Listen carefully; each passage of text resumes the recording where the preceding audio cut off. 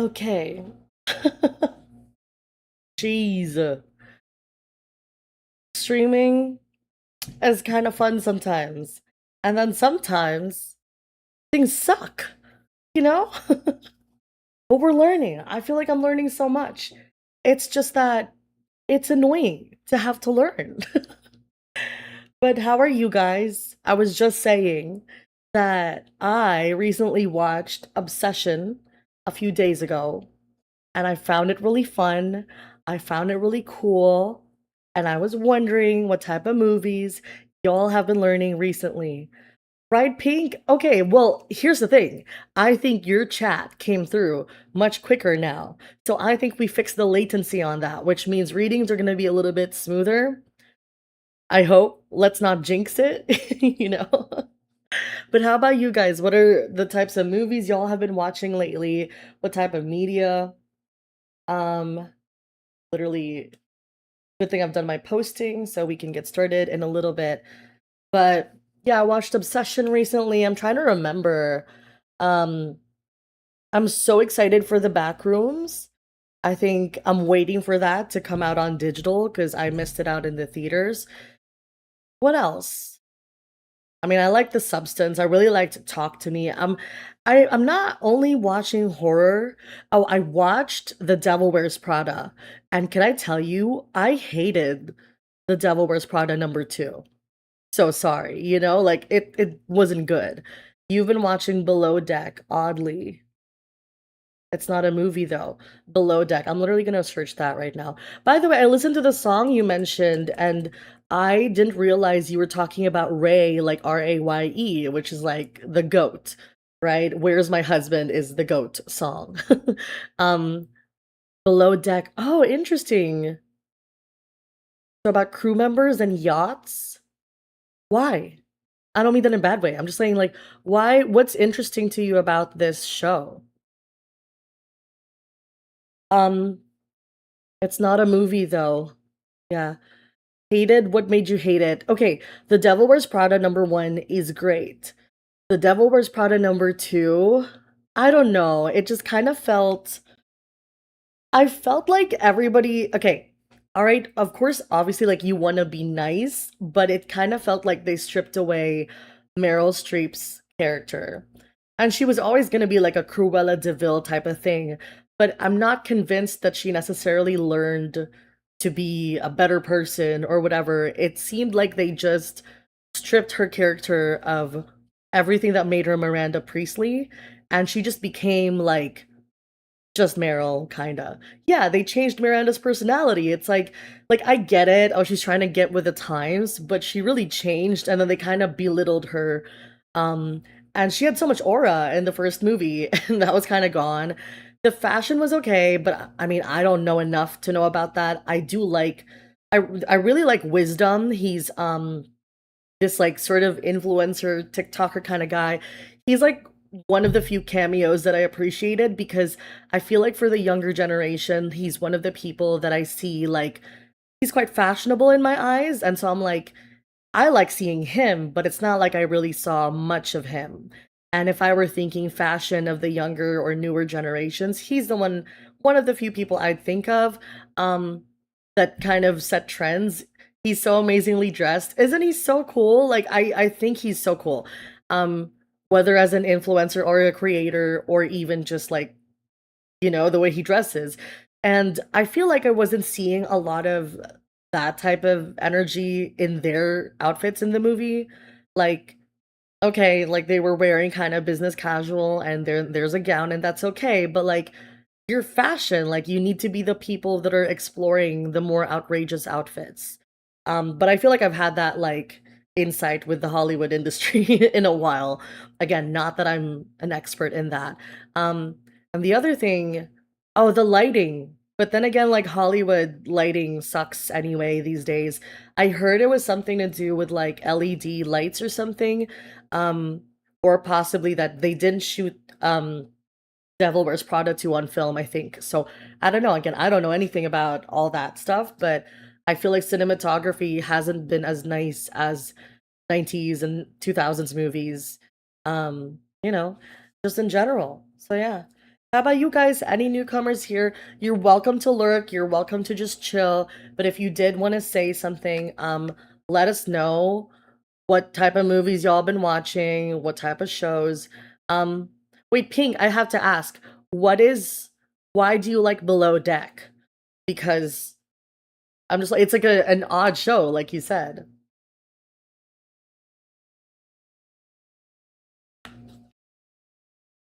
Also, I'm realizing this restream, like I was hoping to see chat on screen, but I'm like not seeing that at all. So I probably have a setting messed up there, so I'm just gonna turn it off. Because it's not loading. I hoped that I would see you guys like right here, but instead, that's not what's working, and I'm not about to fiddle with my settings anymore because freaking Mercury retrograde has my ass beat.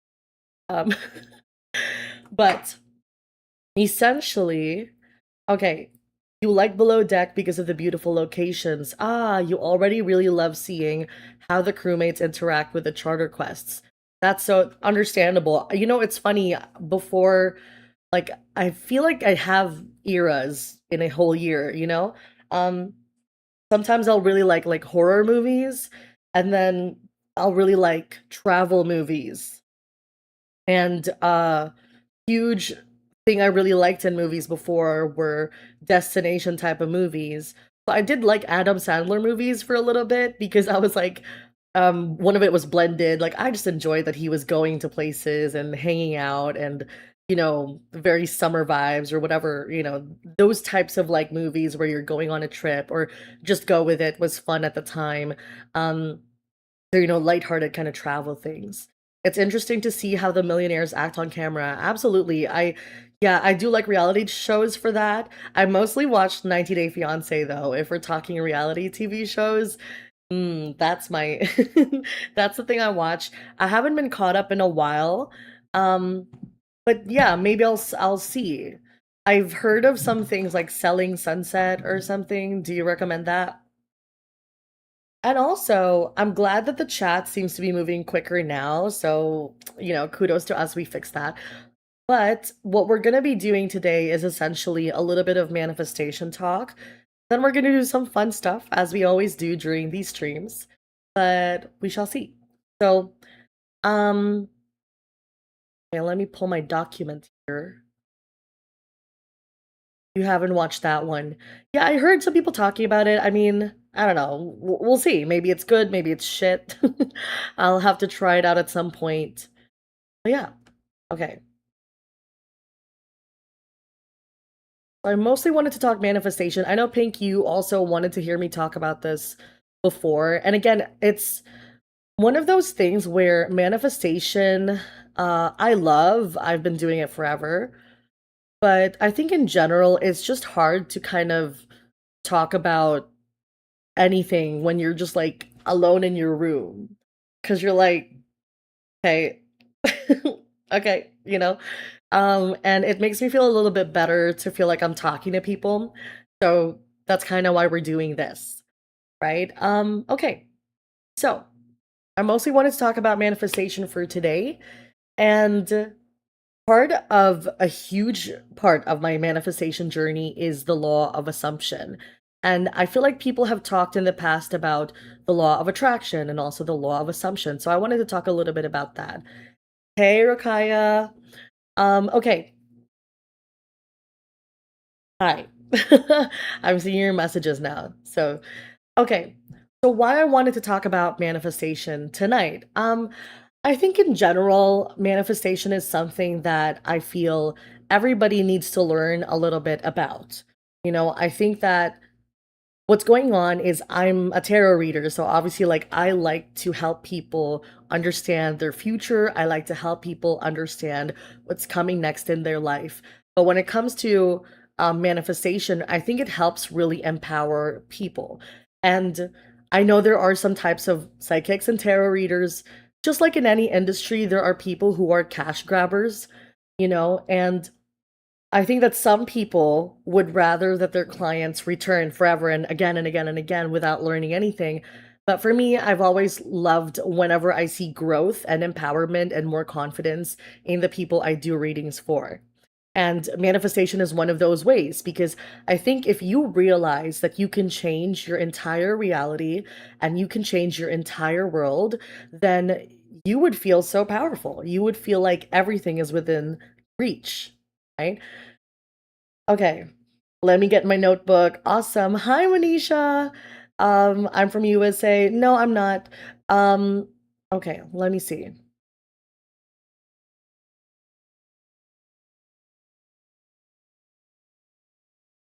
Mm,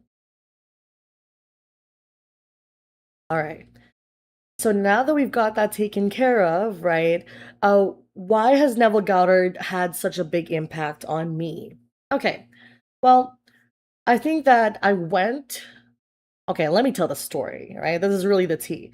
So years ago, before the pandemic, I just had a realization of like, should I be saying those types of words? You know what's funny is like I feel like so many social media platforms have like censorship and whatever. So I'm like, should I be saying those words or am I gonna get like a red light? But anyway, before that era of stagnancy for everybody, I was having trouble with my relationship at the time, and as one does, what do? You go on social media, you look for advice, you go on Twitter, and then you see horoscopes. Yes, Neville Goddard. Um, and so I was seeing horoscopes and such. And I was like, interesting. And at the time, because I was also trying to manifest just a better life, an easier, more harmonious life, I was looking into manifestation content. I got into a little bit of Abraham Hicks, so a little bit of the law of attraction, which is essentially you attract what you desire, right? So if you desire something bad enough, then you're going to attract it. Now, what was so interesting was I watched this video called the 17-second manifestation method. So, what they say is you have to envision your thought for 17 seconds, and then you do it again for 17, 17, 17. So it becomes you envision a thought for 17 seconds, and then you envision a thought for 51 seconds. Meaning, if you're trying to manifest money, then the first 17 seconds, you just think about money. That's it. Nothing more, nothing less. Just the concept of abundance, wealth, or money. And then for the 51 seconds, that's when you expand what you're thinking about. You may think about career success. Oh, like I'm getting this money because I got a raise. Oh, my friend just congratulated me because I got a raise. I have so much money coming my way. Like now you expand on it, right? Um, but also, so what happened was that I saw that video, right? And um I'm trying to decide if I want to share the person. Her name was Leor Alexandra. So I used to watch her.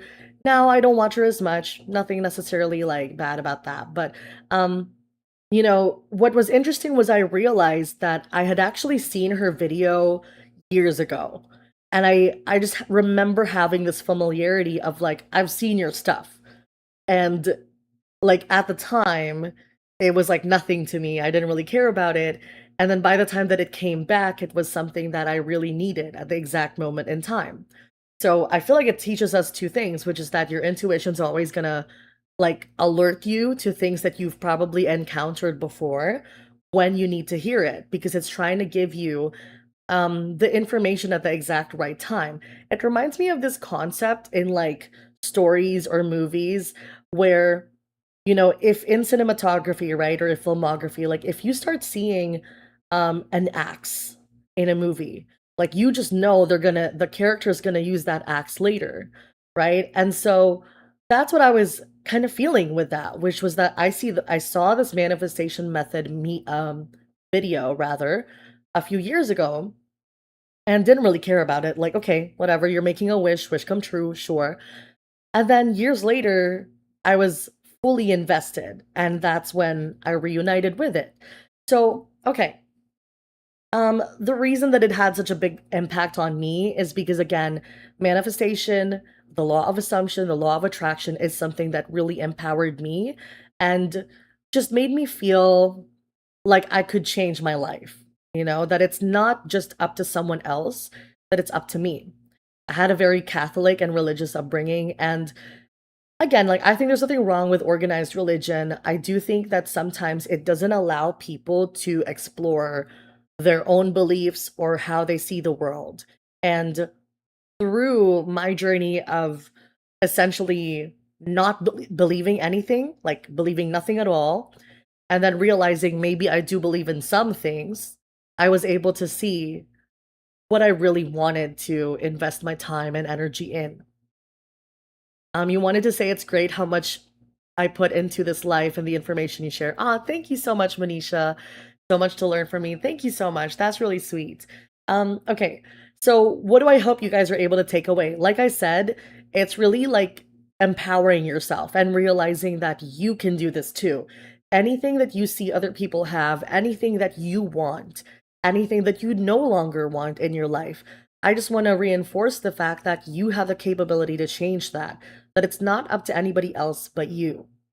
Now, where divine intervention comes in is that it might be that it's not up to you how to get there, because we'll talk about that, but it's often up to you what the outcome you want is. Okay.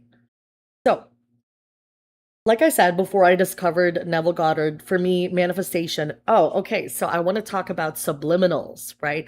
I don't know if you guys have seen that. I need to ask, have y'all seen subliminal affirmations? Because I can testify that it freaking works, okay? Um, so subliminal affirmations are like these little sound videos, and you have people speaking affirmations in the background. And the logic that they have with that, I'm getting goosebumps, so I love that I'm sharing this.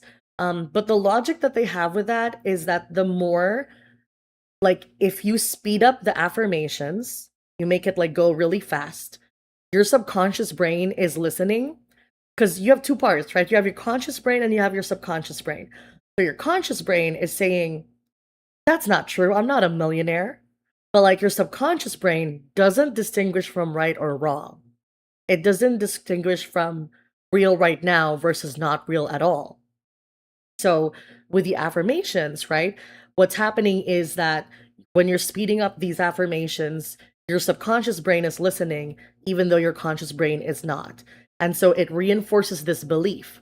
And it ties into the law of assumption, which is everything you assume to be true about yourself is who you become, who you are. Right. So yeah, I used to listen to that. They would be under rain sounds. And so you mentioned you have heard some a long time ago, just lost touch. You don't know how to use them. So, and I'll answer your question later, Pink. So basically what was going on, I actually want to check. No, the restream still ain't showing messages. That would have been nice, wouldn't it? I'm gonna restart this just to. Maybe I should have something open. Sorry, let me pause on that. Just because I kind of wanted to see what was going on there. Maybe not. Uh, let me check for a second. Oh, chat. Chat is here. And then let's just see if I can launch chat. It's so weird that it won't load. All right, I'll just turn that off then. Okay. Hello, welcome to stream. How are you? Jayashina? How are you doing? Okay. Let me go back. Let me go back. Let's restart. uh that's a little annoying. That would have been so nice. Wouldn't that have been so aesthetic? But all right, I guess not. Maybe for next time. Okay, so how to use subliminals. For me, how I like to use subliminals is I typically try to focus on one or two things. That's it. Because I know for me, I would try to include everything in a subliminal playlist, and then I would be like, oh my gosh, nothing's happening. So I've learned with manifestation, less is more. You need to try to focus on two or three topics. Actually, three is even a lot. I would focus on two if I were you. Three max. right? And I would try to include subliminals that um all relate to the same topic. And my method of doing things is essentially listening to them overnight. Like I listen to them while I sleep, and I listen to them whenever I was feeling afraid. Um, because fear or doubt, I guess, is one of those things that really make you feel, again, disempowered. We're going to talk a little bit more about that later, okay? But that's how I use it, just a short answer. Okay, so what people believe about the law of attraction usually, I think people have this misconception that the law of attraction is like you make a wish and then it comes true. And technically that's true, right? But I think that it's a little bit more than that because manifestation, I feel, is thought plus emotion over time equals manifestation. So meaning, okay, if you imagine like your manifestation as this energy ball and we're trying, or this atom, right? How many atoms would it take rather, in order to make something tangible? Or how much of that to make it real in the 3D world? And what's happening is when you charge that little energy ball with emotion, right? And then you take time and you put even more thought, even more emotion. What happens is it becomes bigger and bigger and bigger and more real. So that's an example of what I am trying to say here. Um, so meaning what? Meaning theoretically, could you maybe materialize an apple out of nowhere? Probably. But because it takes a lot more belief in that, it probably will take a lot of time. However, could you manifest something as small as a compliment? Yes, because it is thought plus emotion over time. You're adding to that, I would say, energy path, and you're allowing something to happen to make that into a reality. So we're going to talk a little bit more about that in a little bit. So, um, okay.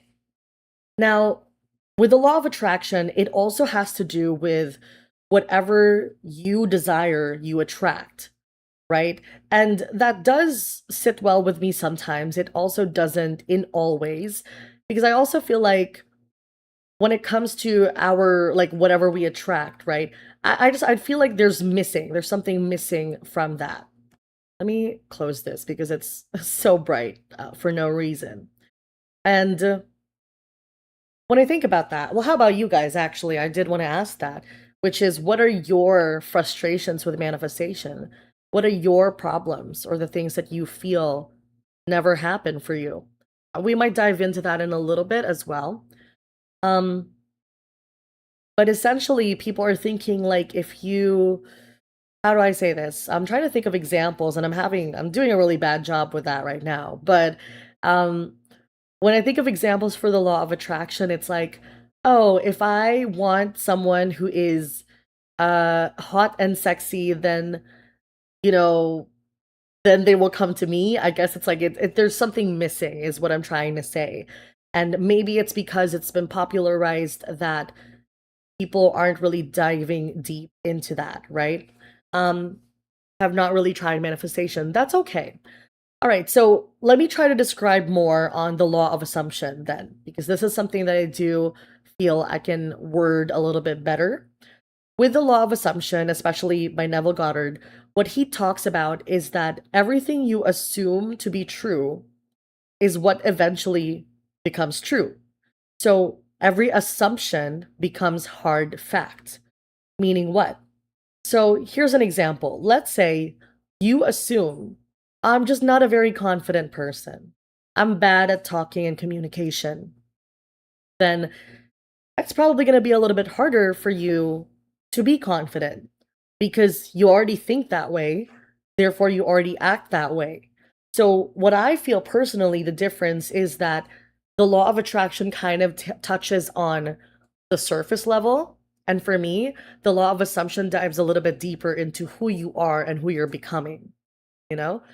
Um, Manisha, you don't really use like a specific manifesting method, but you keep playing scenes in your head like a play for some reason, and eventually it clicks. I don't know. You know what's funny is that is exactly how I manifested a lot of things in my life, you know? I I always make this joke that I manifested like my love by always daydreaming about Edward Cullen. Like I've just always daydreamed about being, I don't know, sorry. He's mine, ladies. But I've always manifested being with Edward Cullen, and I ended up with someone that funnily has some characteristics that resonate with like Edward Cullen. Like, and because he was like my teenage crush. So, I think that visualizing and daydreaming that is not a bad topic, or I guess not a bad tactic, rather. Um Hey, love, happy 4th. I hope you have a good day and hope you're being safe. Thank you so much. I hope you are also. You use the notebook method. You say you like it. Okay, you say it like you already have it in your hands. Awesome. Okay, so on that note, right? Haha. On that note, okay, when it comes to the law of assumption, right? You're assuming that you already have the thing, and then that brings you the thing. Okay, if you think about it psychologically, it's just goal setting, nothing too crazy, right? But I do think that, especially for more modern generations, Gen Z, probably Gen Alpha, or millennials as well, a lot of us deal with anxiety or deal with like overthinking of how to do something that, and also because the world is a lot more modern and advanced, there are so many options all the time. So you get like decision fatigue because you're like, but what am I supposed to do and how am I supposed to do it? So what I think it does is I think it centralizes what you're doing essentially and allows you to focus on your goal and removes obstacles so you can focus on that path essentially. I need to like drink. Okay. So how do our assumptions influence the way that we experience life? Right? You know how people say lucky girl syndrome? That's essentially assumption. Because when we assume that, like, I always get bad luck, I'm always being cheated on in relationships, everybody lies to me, everybody hates me, like, all of those things, um, not only is it kind of torturous for your head, it also essentially makes it harder for you to act a certain way to allow opportunities for growth, for improvement, for relaxation, for love, for fun, you know? Okay. So what's the difference between changing an assumption or simply being positive, right? An assumption is you already know that it's true. Just being positive is also not a good idea. And that's one of the qualms I have with the previous, like, positive vibration, love, and light thing. I think that life is both. Life has to have light and dark in order for it to be fully realized. And you just cannot have one or the other. So I would say if I were you, beware of people that only tell you to be love and light, because that's also toxic positivity. It doesn't allow you to explore your deepest emotions. And the truth of it is that when I have been angry or when I have been sad, you're still capable of manifesting. It's just in a different way. You want something to happen so bad that you've decided no other outcome is allowed. And it centers your focus, it quiets everything else and shows you the only path moving forward, right? Okay, so I'm trying to talk about, um, yeah, you put the pain into power, exactly. So I'm trying to think, okay, what are the assumptions that have had the biggest impact in my life? So for me, I think, okay, well, let's get a little personal. Your girl, all right? I'm struggling with my weight right now, but even the fact that I'm saying I'm struggling is not really something I need to be doing. I need to be deciding to change that language. But it starts with that, right? There was a time in the past when I felt like, uh, maybe this relationship is just not going to work out. All relationships end, people fight, and they fight horribly. and it's not great. Like you kind of assume that relationships are just like that because every single example of people in your life are like that. So you decide that's what it is. But it is in changing that assumption and deciding, no, that's not really how things are. There are healthy relationships out there, and I can have that. It's in you deciding that you start to change it. It's in me deciding, like, I'm a bad bitch. I mean, hey, I will say, like, this is my first stream where I was like, you know what? I don't have anything on, just my eyebrows. And, I was like, whatever, right? But it's in me deciding, thank you so much, by the way. Girl, you're so pretty, love. Fuck who say shit. It's okay. Don't worry about it. I'm my meanest critic sometimes, which is exactly why I talk to you guys about this, because I know that some of you are your harshest critics also. And you don't need to be that way, you know? But that's what I'm saying. Like, how are you torturing yourself in your own head? I saw this comment once because some incel on like Twitter was like tweeting about how they were like, praising like a bad person. Like they were kind of like, in my imagination, I'm a fan of this guy. And someone was like, how are you a loser in your own head? And that stayed with me forever because I was like, you know what? You're so right. My brain is so powerful and I can imagine myself in any situation. Why do I imagine myself as someone who doesn't achieve things? I can change that, you know? I could quite literally just say, nah, nah, I'm so hot and sexy and amazing.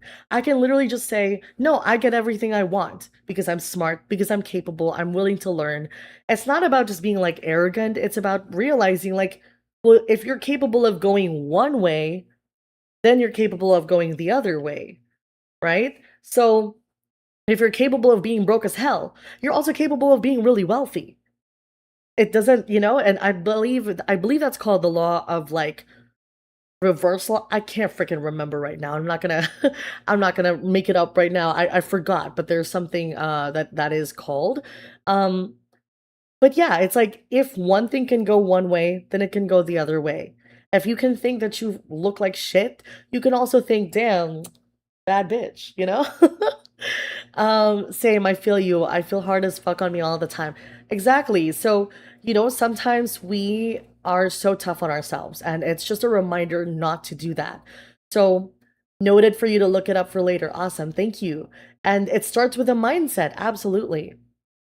You know, because here's the thing, psychologically speaking, what you're doing with that mindset is you are changing how you operate in the world.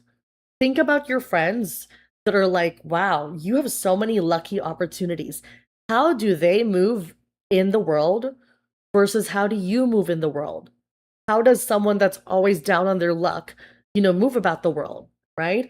And okay, let's say I grew up in a household where arguing in relationships was so common, you know? So whoa. Because arguing in relationships was common in my house growing up, it was tough for me, I like it's so weird, but like I remember that slamming doors, I hate it because it always kind of triggered me and reminded me of like when my dad would slam doors. I love him now. I've made peace with him now that he's in the spirit world, but also like, you know, it is what it is. But, at the time, it made me really anxious in my relationships because I was like, I don't know how you're going to react. If I say something to you, I don't know what you're going to do, how you're going to talk. Like it's very unpredictable, right?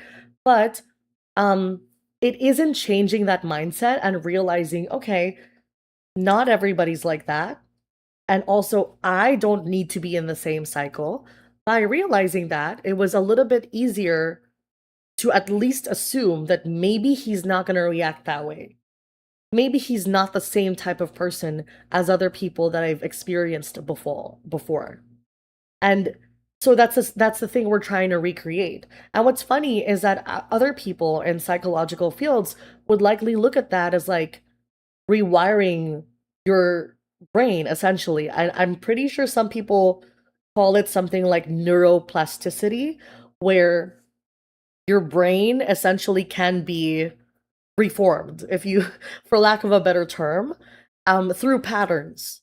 So what we're doing aligns with psychology, and it can also align with energy, because if you're thinking about that energetically, you're clearing all the past energetic things so that new things can come in, so that opportunities to connect genuinely can come in.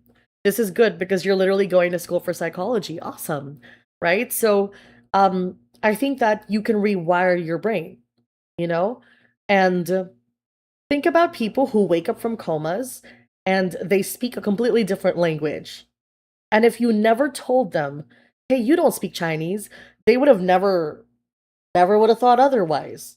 You know? They would have just assumed, yeah, that's right. I speak Chinese. Or they would think they're speaking English. So I guess what I'm saying is that our brain is pretty malleable. And I think with the right influence, you can shape it in the right direction. Okay? Okay. All right. So I okay. What assumption am I currently trying to change is one of the questions I had down here. And again, for me, it's more like I'm trying to work on my health. I think that's really important. I'm almost 30, and I know that life is only just beginning, but I still would like to live a more active life and do all that. So for me, I'm trying to work on assuming differently, like being like, no, I am a healthy person. I am naturally drawn to healthy food, or I am naturally a very active person.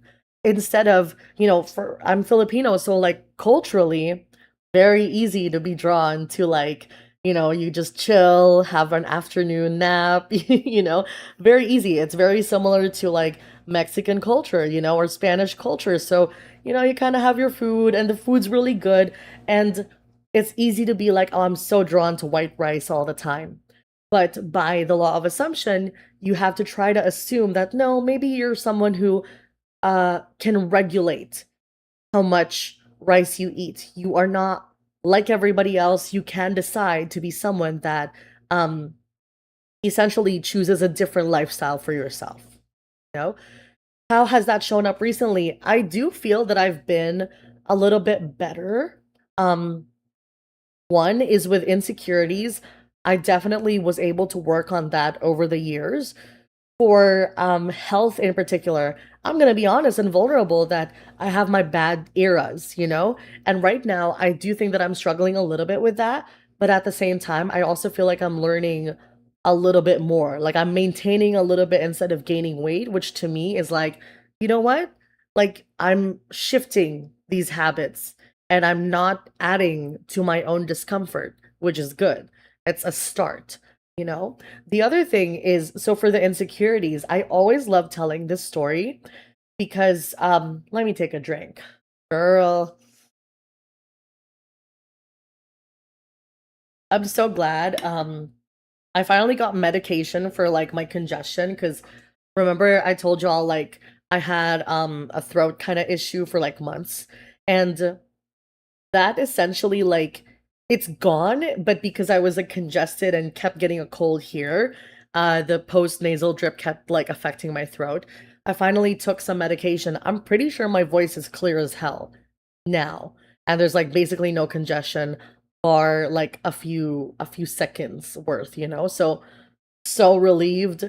Take care of your voice, take care of your throat, y'all, because it's like like that month of not being able to talk was genuinely like not fun. Um, so thankfully I'm taking care of my health that way. Also, by the way, please let me know if my audio is cutting out because I see the microphone levels um on my software here, and I'm a little bit worried that like I'm excited talking, so I think I'm speaking quite loudly. That might be affecting things. But not cutting out. Awesome. Thank you. So, the other thing that I was going to say with insecurities, right, and how I've started to change that. I remember during the COVID era, right? We were like staying at home. I was pretty much a hermit. I'm still kind of a hermit, but like not not as much these days. I'm trying to do stuff. But essentially, at the time, you know, it's hard not to listen to your own thoughts when you're the only one talking to yourself all the time. And then you just look on social media and it makes it worse. So it was not a good time, right? However, what I was trying to really do was like, I really was trying to talk to myself differently. And that's one of the things, and that is one of the things that you can get started with manifestation very easily, which is, you know, how do you talk to yourself inside your brain? Okay? When you wake up in the morning and you're like, "Oh, I look like shit today." Do you stay with that or do you correct it and say, "Nah, I'm actually bad as hell." You know? Because you could just say, "Yeah, I look like shit," and then let that comment fester forever. But I think it starts with something as small as, "No, I look fine." You know? So I would argue, not really argue, I would have a rebuttal to whatever my brain was thinking. I didn't do a good enough job, but maybe I did. You know what? That was very average. And I know that like saying that you're kind of average is like sounds like an insult, but it's really not. For someone who deals with a lot of anxiety or perfectionism or like fear of not being good enough, telling yourself, "No, it was average. It was fine. It was exactly what needed to be done in that moment." Sometimes that's all you need to hear to stop thinking that you're terrible at something. Because your brain automatically goes to the most or the worst. So maybe you just need to ground yourself in the middle. I'm not the best, I'm not the worst, I'm just okay. Yeah, you got to start somewhere. And I think that with that, that's how you improve. But also, here's the thing with what I said. Let's say it's about you thinking, like, I'm not good enough at this. I'm not good enough at, like, content creation or whatever. But I think that trying to be better and best denotes some sort of comparison. So maybe it's just about neutralizing these things in your brain and realizing that it's okay to just be okay. Because why do you have to be the best? There's no best. There's no like best content creator truly, or there's no best like freaking person at work or best manager globally truly. Yeah, there might be awards, but is that really true? Based on everything we've learned about global politics, the kind of the competition is rigged, kinda. And not everything is a merits game. Sometimes it is, but not everything is. So we're trying to compare ourselves to a ladder that doesn't really exist. A ladder that only exists for some people, you know? Again, sometimes things are fair and sometimes things are not. So you're like driving yourself crazy trying to be the best and your brain's assuming I'm so bad at this when it's like the game's rigged. So you might as well just be okay. Just start with average and measure based on your own qualities. Am I a better person than I was yesterday? Have I learned this skill much better than I did 5 weeks before? Because if I'm doing better than I was weeks, years, months before, then I'm on the up. I'm doing great. That's a W, you know? So maybe that's all we need to do. Because why do I have to be the best in a field where no one is really truly the best? Like when people say the best singer, right? Or even the best psychic or whatever, like who's deciding that and why do they have the right? And why are we listening to them? And for example, if someone's like, "Oh, the best singer out there," like, well, you have so many variables. You have technique, you have people just liking one person's style over the other. So is there really a best? Or is that all relative, right? So there are going to be circumstances when it's okay to listen to those people, but most of the time, yeah, comparison is the thief of joy. Exactly. So I think it starts with just neutralizing things in your brain and deciding like I'm good kind of based on my own standards. I'm better than I was because now you have a real reference point. And I think it starts from that. Um, and what I've been doing with that, with insecurity, is like, okay, maybe just no, don't compare, or like, oh, I look fine. Maybe that's it. I'm just okay. And when you start talking to yourself about just being okay, the more you do it, the easier it is for your initial instinctual voice to then be more neutral and then turn positive. Instead of always thinking, oh, I look like shit today, everything sucks. Then you're thinking, eh, it's just okay. And then you're thinking, and then you're thinking, actually, things are pretty great. Actually, I'm pretty neat. I might be a little smart, kinda. Like now it's easier to be more positive, but it's gradual, you know? And I will always remember this one time that I was feeling super insecure that day because again, um, not that like, okay, regardless of your size, like it's really nothing bad about it, right? For me, however, I felt not good in my body, like health wise, like genuinely, it just didn't feel good to move. I didn't like or feel like I didn't feel comfortable in my body, not necessarily from a beauty perspective, but more from a health perspective. And then it did add that, not gonna lie, with my own parental trauma, whatever, that was a factor there. It was kind of there, right? But um, what was happening was that in my brain, I was trying to be like, no, I'm beautiful. And I really believed that. And I still do. And then I remember the first time I ever went out, like during the pandemic, right? I was like, "Ugh, I'm getting so many compliments because I'm so hot and sexy. And I genuinely believed it in myself. And I still do, right? And then it was like my Uber driver, basically, my Uber driver was like, wow, you look really nice. Like, or you're so beautiful. Like, I mean, I'm gonna be real. The girls were out, you know.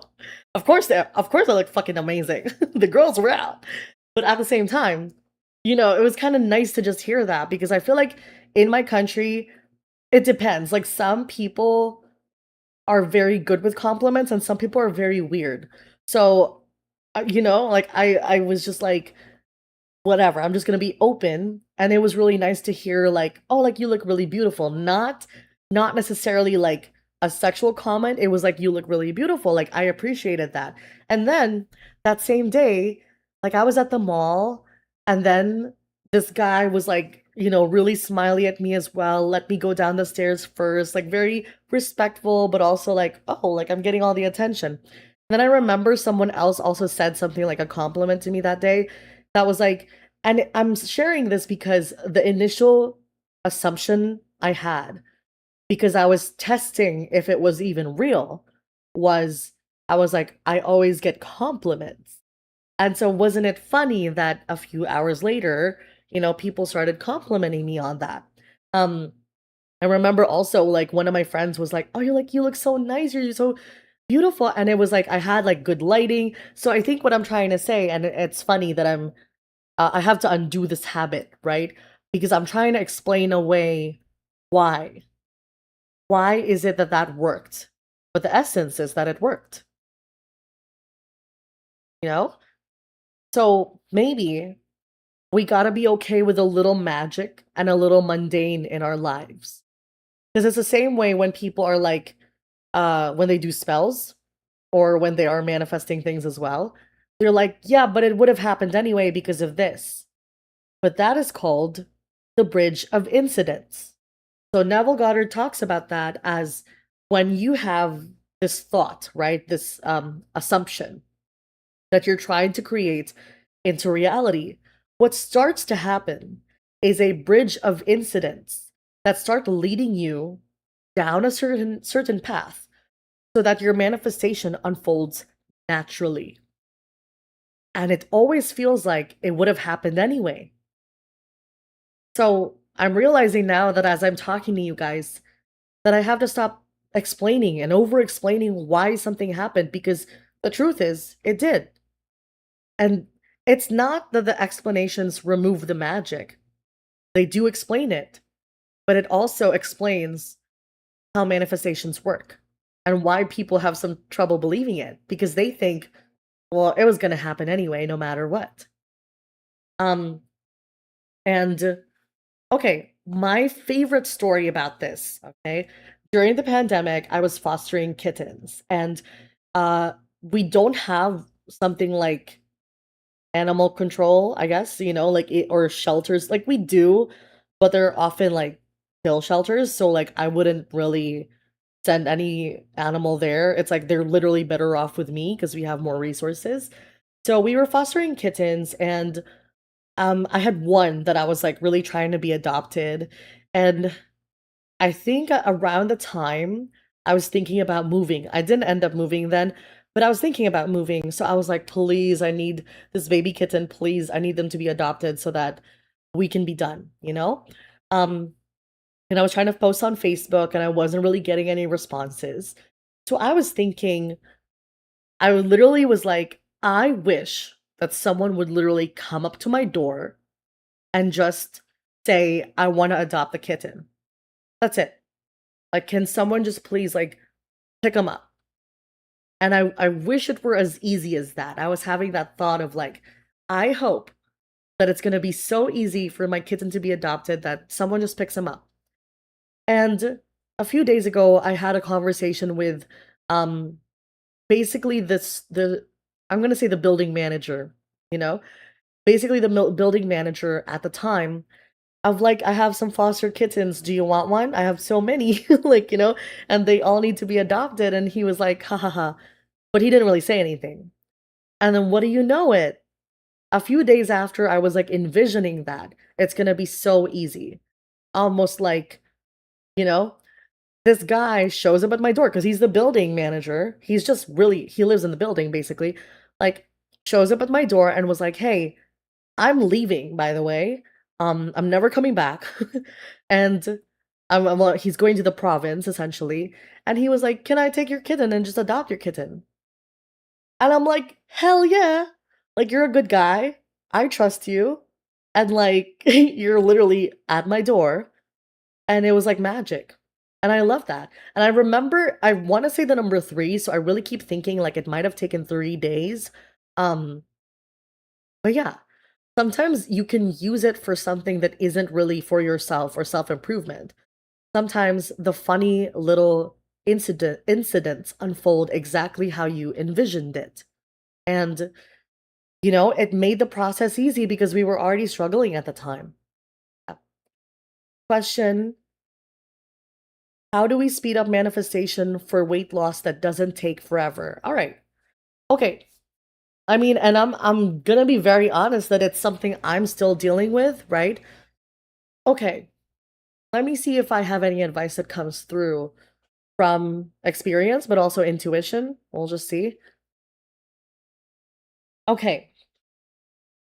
So what I'm getting for you in particular is it's something about realizing that fitness doesn't have to be a struggle.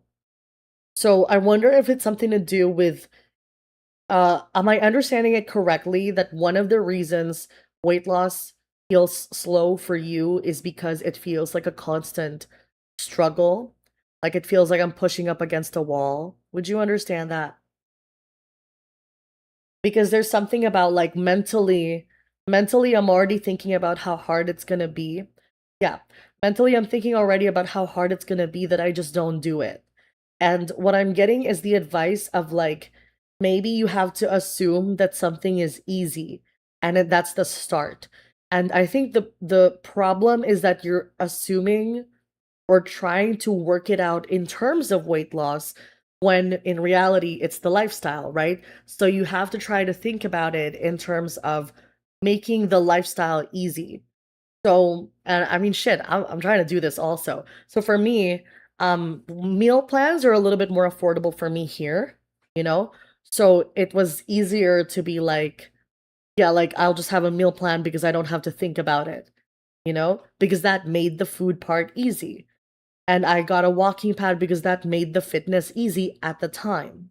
Right now, I've created my own mental jungle as to why that's also too difficult.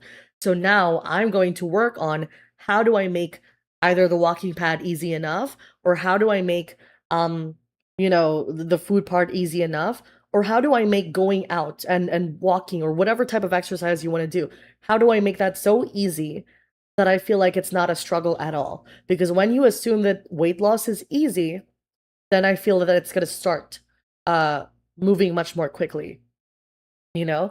And yeah, so whether, okay, and that's where, in conjunction with other things you like to do in life, that's where you can kind of make them align with each other, such as, let's say, you're wanting to manifest, weight loss, but also you want to be a cycler. Like, I want to ride a bicycle. So, okay, how can you align those two? And if you can't do the entire like route of a bicycle, right? Maybe you do just like 10 minutes, just 5 minutes. And again, I'm a little bit of a hypocrite, but hey, we start today. It's 12:36 a.m. for me. So you know what? I'm gonna make a deal with that and I'm gonna post about it after that I'm gonna do something today of at least 10 minutes. Okay. So we're making promises. And you guys are like, if you want to, you don't need to, but if you wanted to be like, I'm gonna commit to 10 minutes of this, let me know because we can motivate each other.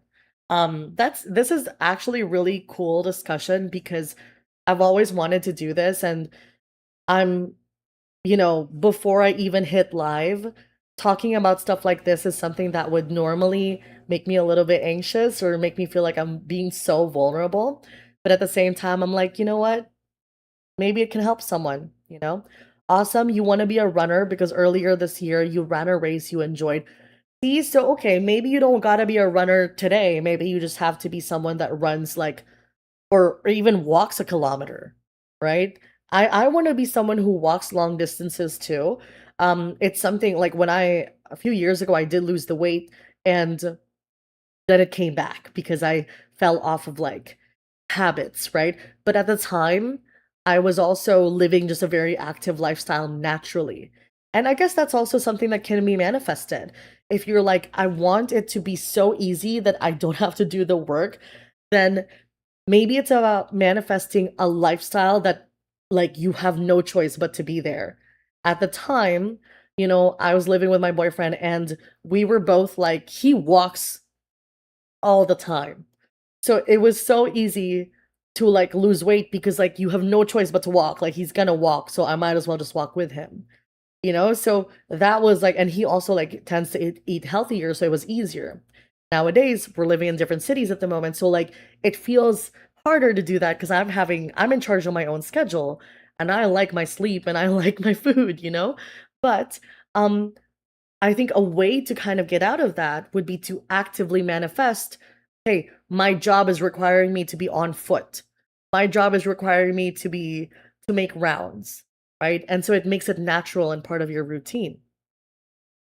Or, oh, we have a cafeteria and they provide meals. So I don't have a choice. I don't need to cook for myself. I just got to eat whatever they prepare. So then, sometimes it's taking that away from yourself uh and slowly, I would say, making that type of life easier for you so that it becomes this life. That's my life now. I also think a huge part of it is assuming who you are as a person, becoming someone who is now, I am a fit person. I am a healthy person. I'm a runner. Just like this, I actually manifested being a streamer. Y'all, I'm a streamer. I'm a YouTuber, which I'm a little proud of that. I have to brag a little bit because I was monetized like a few years ago now, but I realized like that did come from like assuming that like I'm a YouTuber, I'm a streamer, I'm a little bit of an influencer. Like it's silly, but it's also kind of true, So when you kind of assume that identity of being a healthy person who is, fit and naturally fit, then you're doing that. You're slowly becoming that person, maybe even instantly becoming that person. Because if you're already that person today, for the rest of the day, if you already do something that a healthy person would do, then you're already like halfway there. You just got to do it again tomorrow. So here's where people kind of hit a snag, right? Is that we kind of do it once. Again, I'm guilty of this sometimes also. Um, but what I think is fun about this is that now I'm being held accountable because I can't be talking to y'all about this and then not manifest. like, like now it's like, hey, we're gonna do this together, right? So for me, my thing is that I have a tendency to have eras where I'm like, 4 weeks in on manifestation, 4 weeks off. nothing happens until it's been 6 months off of manifestation, and now it's like, okay, it's time to restart, go back to drawing board again, right? I don't think that, so to clarify, I don't think that being off of manifestation undoes things. I don't think it's that. Um, except for if you're constantly doing habits that do undo that, right? So I don't think it undoes the change that happened and how you were transformed as a person. But I do think if you're actively doing things that will counter the progress you made, then it does counter that. So the good thing is it means that when you manifest something, is it permanent? Yeah, I would say so. But I do think that repetition and routine is kind of key. So now I want to talk a little bit about how I manifested this place, right? I lived in like the shittiest goddamn apartment ever. Well, maybe it's not the shittiest, like, ever, but it was not great. It kind of sucked. Um, so things were broken, pipes were not good, like, and landlord did not want to help or fix. Thank you so much. You're so welcome. I'm glad to help. And at the time, I was like, I really want to move out. I've decided no matter what, I will move out. That's what it was. So I don't have my wallet here, but if you look at this pencil case, oh, you have a quick question? Yeah. If you quickly think of someone just incidentally and you wonder how they're doing, and then all of a sudden they contact you, is it manifestation? It can be, absolutely, it can be both. So that's the thing, right? People are like, is it manifestation or is it intuition? Why does it have to be either or? You tapped into an energy and it is there. I do think that it is a little bit of both. I think that if you were more actively thinking, I hope this person reaches out, right? Then it changes things. Girl, you on for how much longer? I'm here. Um, probably an hour, you know, because we're having a talk about manifestation, and then a little bit later we're doing a little fun stuff, you know? I know, girl, I know you. I know your username. Okay, wow. Uh I know your username, but I'm also like I'm very like aware of people's like privacy, so I'm always like, do you want people to know it's you? Like, so, okay. All right, yeah, but essentially, nice to see you too. But essentially, when you think of someone and and then they kind of manifest as communication, um, no, it's kind of like, oh, I haven't heard from them in a while. I wonder how they're doing, and then you forget. So, Pink, I think that's a little bit more like intuition, actually. So, because just only the distinction is because you're not actively hoping that they hear from you, that you hear from them. But it is you, that's your intuition picking up on that, you know?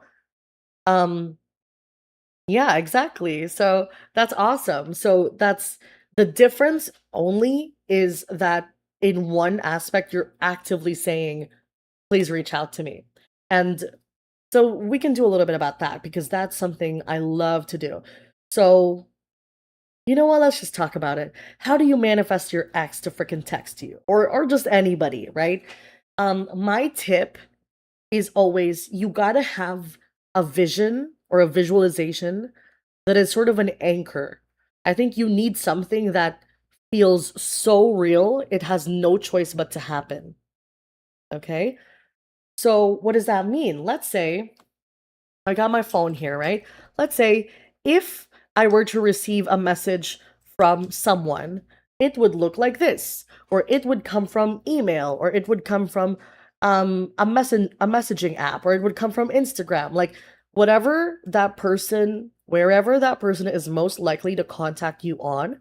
If you're trying to manifest a text from an ex or a current lover, whoever the fuck, you gotta imagine the notification popping up, you know? There was a time, so when I was trying to manifest more sales for my business, and as you guys know, I do get paid like through PayPal, right? So I had a screenshot from like Pinterest of like PayPal notifications, and I made that my screen background. And I was like, like waking up to that, imagining what it would feel like to have a series of like payment notifications on my phone. So that was the one vision, because not only was it realistic, right? It gave me a vision that was like, essentially so clear. Like it could come from nothing else but that. So it had no choice but to come true, you know? And for moving, what I did was, so I have this mesh like pencil case essentially, and I have a smaller version of this that's like a wallet. And in that, that's where I would put my, well, coins, a coin purse, right? But also my keys.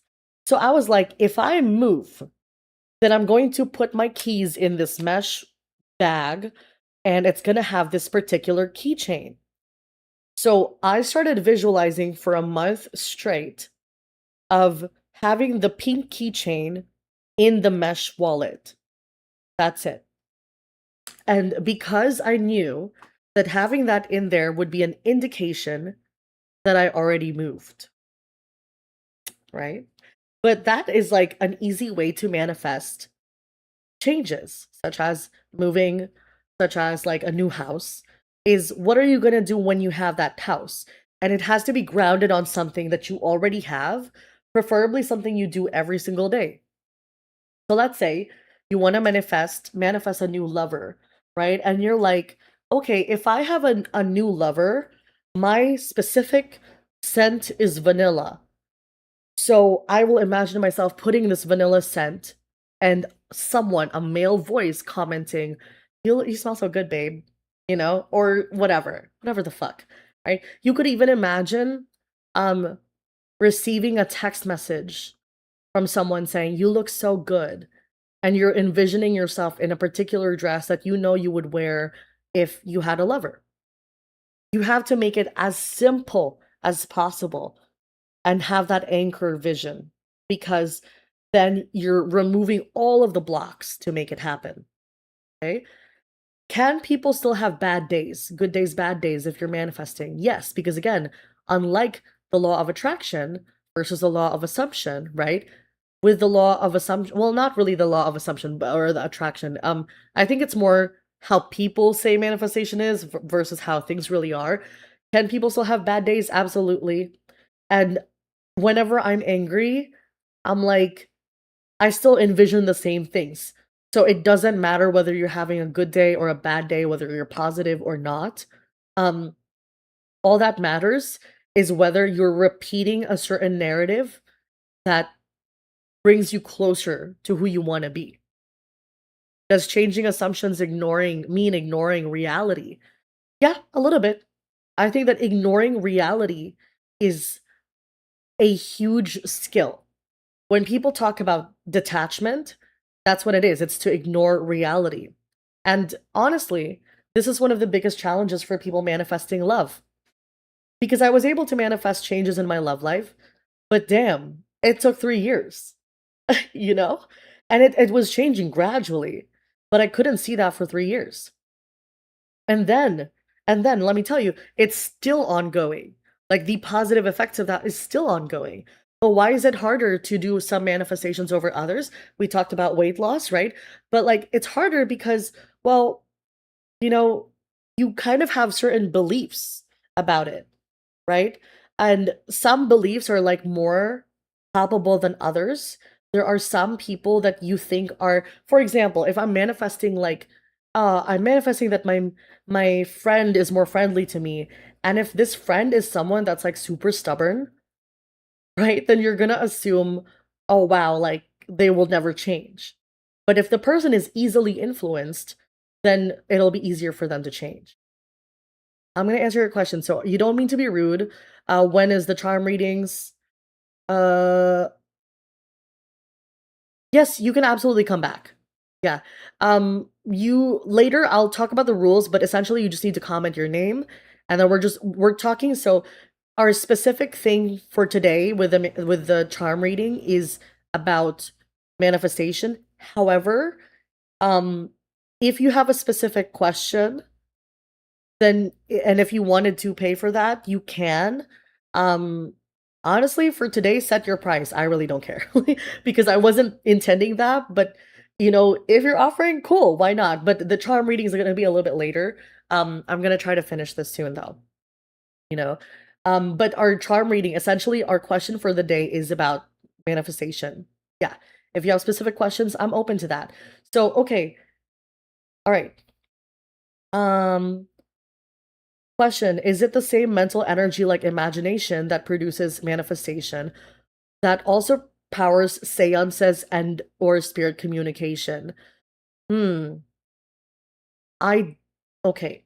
See, this is something I like that question because it's something I've thought about before. I think yes and no, because imagination requires you to be in the driver's seat. And I always say that with spirit communication, you're not in the driver's seat. You are allowing your mind to do whatever it's going to do, but you're not directing it to do anything. Um I'm just a passenger, with spirit communication. But I guess what I'm saying is it both happening in your mind's eye?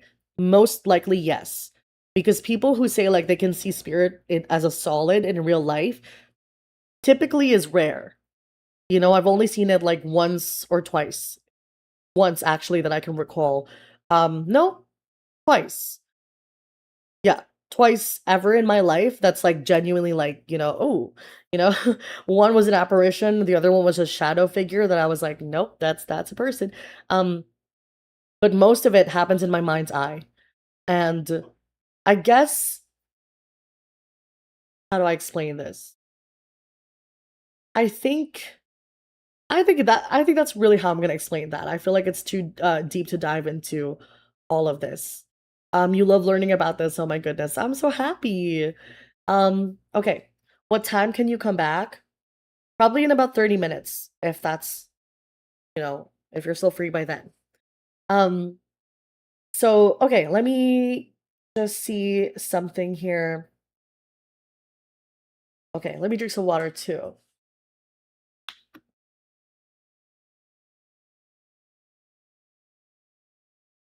Okay. Oh, actually, we might be ending a little bit soon. Try 10 minutes or 15 minutes because or even 5 minutes. Like keep your it's like the type of thing where like I'll still be here by then, so you don't have to worry. But it'll probably be sooner because I'm realizing we don't have a lot of things to discuss after this. Um, okay. So the one of the last things actually, and then I can open it to questions if you have your own manifestation. You can well, we've already answered some questions, but if you also have other things you're trying to manifest, you can start now putting it in the comments like what are you trying to manifest so that I can help you build a vision to visualize. Okay? So, oh, I had another thing planned. Siobhan, come back in 30 minutes. But sorry. I Siobhan, if you're still here, I was going to burn some bay leaves. So this is an intention setting ritual right after this. So if you wanted to stay for that, maybe come back in 15. Okay? And I'm gonna leave it at that. It is what it is now. Sorry. I feel like picking on dry skin on camera. I'm like, I have to remember I'm on camera. Anyway, yeah, you can start typing in the chat if you're like trying to manifest something. Be a little bit specific, okay? Why? Because what's happening is like if you're saying like how can I manifest money, then I will literally tell you how to manifest money, but that money can come from your relatives. Excuse me, that money can come from Social Security, I don't know, something like that. Like, so it can come from benefits, it can come from a refund, that can come from anywhere. So that's why you have to be a little bit specific because if you want money to come in specifically, or if you want a person to come in specifically, um, you have to be a little bit specific. But I'll talk about that now. So for Neville Goddard, his methods are a little bit different. For the law of attraction, typically you have so many methods like journaling, like subliminals, like affirmations, and I do think that they all work. Even spells work in their own way, but what I think is happening is that um they are not the only foundation. What I think really helps is if you have the law of assumption as foundation and then you can add those spell, prayer, journaling elements if you want to, on top of everything else, because the law of assumption changes things on a foundational and fundamental level. So, Neville Goddard talks about this thing called SATS, which is state akin to sleep. So, this is like before you're about to go to sleep, right? You lie down and you're in a relaxed position and you are essentially visualizing whatever it is you want. Now, it's really hard when you have a whole ass scene because now you're manifesting being a millionaire, having a husband or a wife, and then having this and that and that and that. And like, there's too many things. You got to focus on the one thing, especially if you want it to come through sooner. So, with my manifestation about moving, I manifested that for 30 days straight. Anytime my brain was afraid, what if it doesn't happen? You know, I would go back to the visualization of the keychain in my wallet. 30 days, right? But again, this was pure unfiltered energy, very focused, you know? So, that's what I think is key, which is like, what are you trying to manifest? And try to make it as specific as possible. So let's say it's like, oh, I want to be monetized on YouTube. Then you want to imagine what the email is going to look like. Maybe even look up a screenshot. If you want to imagine getting a promotion, how would your boss tell you that? Would it be through email? Would they call you up? So imagine the call. Imagine the exact words they're saying. You're role playing. So someone had mentioned like daydreaming earlier, but like you're being more intentional about the daydream. You have a script and you are the script. You're the source of that. Okay. So when you do this, especially when you're about to sleep, the reason why is because SATS. So in to sleep. So SATS is the acronym here. You do that because again, your subconscious mind is a lot more susceptible, right? Your conscious mind isn't arguing with yourself as to why you can't have more money or why you can't be promoted or why your ex can't come back into your life or why he can't be trusted. Like, it's not arguing with that because your brain is like, I'm too fucking tired, bro. Like, and you don't have to be tired, you just have to be near sleep. Now, what you can do is you can do a little bit of that, right? Visualization until you fall asleep, essentially. But my thoughts are you can also do it when you're awake. And I think every time you start getting anxious, you start talking to yourself, which ties into what we were saying earlier. You start talking to yourself and saying, nah, girl, you're overreacting. Okay? He is thinking about you right now.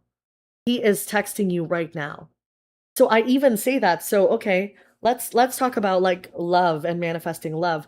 When it was with my boyfriend, and I was like, oh, maybe he doesn't want to talk to me. Maybe he wants to break up. And I was like, no, I am. I know it sounds crazy, but it's like, no, he wants to be around me. You know, he values our relationship. He wants to communicate and work on things with me, right? Because I already want to do that with him. I don't need to imagine all of that, but I need to focus on his perspective. And I found that when it comes to manifestation, you can also slightly influence other people. And we can talk about that more in a different stream because it's going to be a whole hour as well. But if you have something to do with like manifesting, something you want to talk about manifesting with other people involved, let me know if you're interested in that also. Maybe we can do that tomorrow. I kind of like having weekend streams. I don't know yet if I'm gonna do that like all the time, but I'm liking this consistency. I don't know if I'm gonna do it during the week. But anyway, so what you can do is now you've done this state akin to sleep, right? During the day, however, you're like, what do I do? Do I just wait for nighttime? No, because you might forget. So anytime you start feeling a little bit anxious, you just go back to that one picture of the keychain in the wallet. Or you go back to the text that's popping up on my phone. Or he's thinking of me and he misses me so much. He can't stop thinking about me. He's so comfortable with me, you know? So you start going with that script. And then you can also add things like journaling and scripting. So journaling is a little bit more like writing about your experience. With scripting, it's a little bit more like you're literally scripting what the interaction would be like, and also what it would be like to have that manifestation because you're trying to live from the end. You already have it right now. So repeat that with me. I already have everything I want and could ever want right now. So anything you want is coming to you, okay? Or it's not even coming to you, it's already here. You're just waiting for it to show up in your 3D world. Manisha is trying to attain financial abundance, like a stable job. Okay, so you have to try to, first of all, think about what you want that to look like. You don't mind more money anywhere with business and people or scholarships. Um, from what you're saying, it doesn't seem like you have a specific industry even in mind. If you do, then you focus on that industry. But if you don't, then I did three things for manifesting this tarot job, really, because I was in a completely different field. And I was like, I want a job that makes me happy. I want a job that is mobile because I wanted to be able to work from home or work anywhere I wanted. And I want a job that repays my debts. So I was like, universe, I know you're gonna give it to me, and I'm gonna relax. I was looking for jobs, okay? Mind you, I had a job, I had a part-time, and I was looking for other jobs also. I was just scrolling through like social media, but I was like relaxed because I was like, no, I know it's just a matter of time before the right thing is gonna come to me because I already have it. There is a reality out there where I already have this, and I'm just biding my time until it pops up right in front of me, you know? So you have to anchor it on a specific scene though. Is it LinkedIn? Is it you? Okay, Manisha, if I were you, if you have a specific best friend or family member and you always tell this person when you have good news, if I were you, I would imagine myself telling that person, "Oh my gosh, I got the job. I start on Monday. Isn't that so crazy? It's like twice my previous salary, etc., etc." So I would only do, "Oh my gosh, I got the job." If typically you would text this person after an interview and being offered a job, then you imagine the text message. And then when you're doing the state akin to sleep, then you can expand on that and be like, "Oh my gosh, mom, I got the job. I can't wait to start on Monday. Oh, should we go shopping for an outfit? Um, oh yeah, they said that I did really well in the interview." So you start to develop on the vision when you're doing the nighttime meditation or the SATS. But in the morning, whenever you're worried, all you do is the one part of that because you need the anchor scene to be like something you can easily come back to and never change. You know? I hope that makes sense. Um, so if nobody is wanting advice on their own manifestations, I'm gonna take a quick little BRB, and then we're gonna do some intention setting if you're cool with that. So what that's gonna be like is basically I have some bay leaves, and bay leaves in terms of, its spiritual properties are often all about wishes and making a wish come true. It is also for protection, but yeah, I was thinking if you wanted to drop your initials. So what's going to happen is you can comment now if you want your bay leaf burned.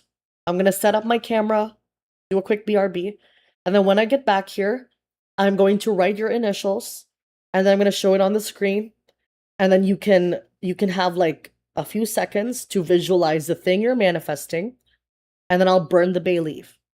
Okay? So if you want that, start thinking of the thing you're manifesting. If I were you, so I'm not gonna write the thing on the leaf because it's too small. I'm only gonna write your initials. So you need to think of the thing you're manifesting and hold that in your your conscious mind, I guess. So I'm gonna do a quick BRB. Okay.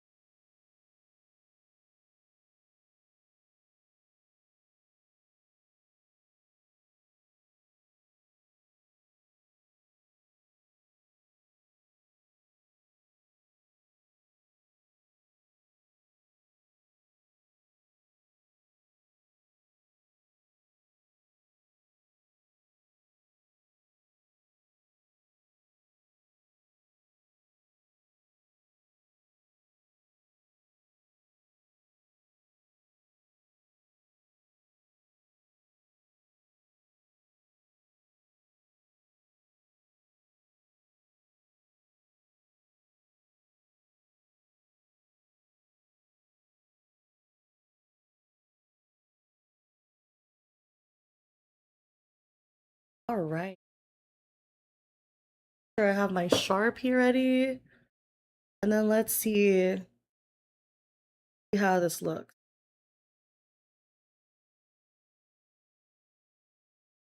Okay. A little surgical looking. I thought the candle would be a little bit more visible, but I have so much crap everywhere that it would actually be better for it not to be visible. I have paper towels. Um, that little aesthetic type of thing. Restream chat, you have failed me. I probably need to update like the freaking URL or something, but do it this way. Okay. All right, you guys. So I think you can see me. I feel like this is great. This is fine. So let's pick some nice leaves here. I definitely need to be fixing. We have two here. So for anybody who's just joining, if you would like me to set your intentions, then put your initial in the chat and I will be burning a bay leaf for you. A bay leaf is essentially a wishing leaf. Okay? So you have to be in charge of whatever manifestation you're doing. All I gotta do is write on the bay leaf and burn it. Right? Oh, you know what? Like, actually, I'm gonna use that big one, but that's gonna be for community, so my bad. Because I feel like that could be kind of unfair for everybody to... We're gonna burn that as like the last leaf, I think, because that's a really big one. That's gonna be like to essentially lock in everybody's intent. So, okay. We've got here Manisha. Oh, we got CMH, so I'm gonna go with CMH. Okay. Get all these aside. So CMH here. So feel free to essentially take a deep breath and visualize your intention. The magical properties of this bay leaf is for protection, but also to allow your manifestation to come to fruition. Visualize your intention and see its increasing intensity as time passes. All right.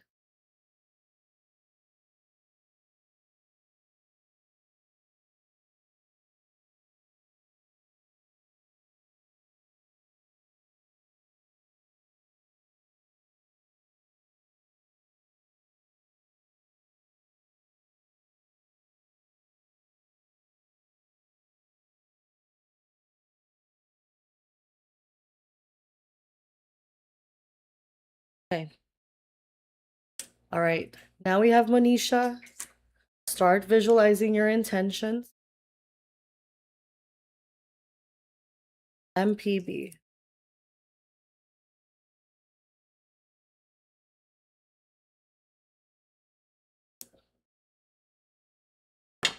Visualize your intention with increasing intensity, knowing that the magical properties of this bay leaf will help set those intentions in motion.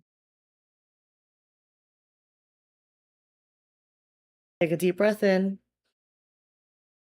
and exhale.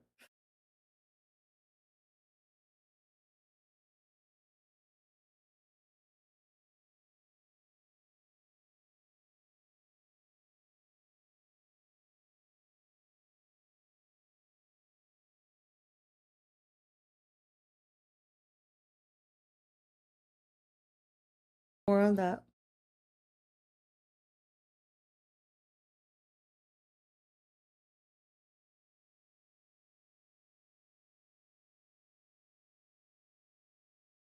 That's just on me because I'm a little, not OCD, but you know. I like to burn the entire leaf, so I don't need to.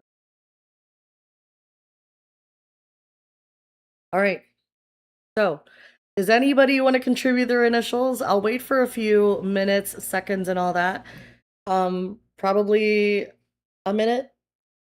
And if no one else is putting in their intention, I'm going to write on this leaf for community intention.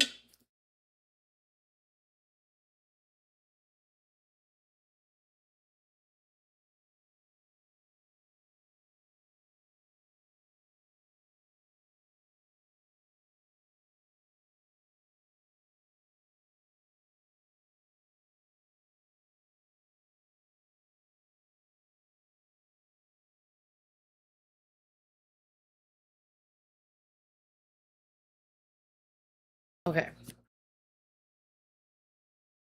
All right. So I wrote down, may our collective community aspirations come true now. So we're focusing this energy on right now and the present moment. Okay. Everybody take a deep breath in and exhale.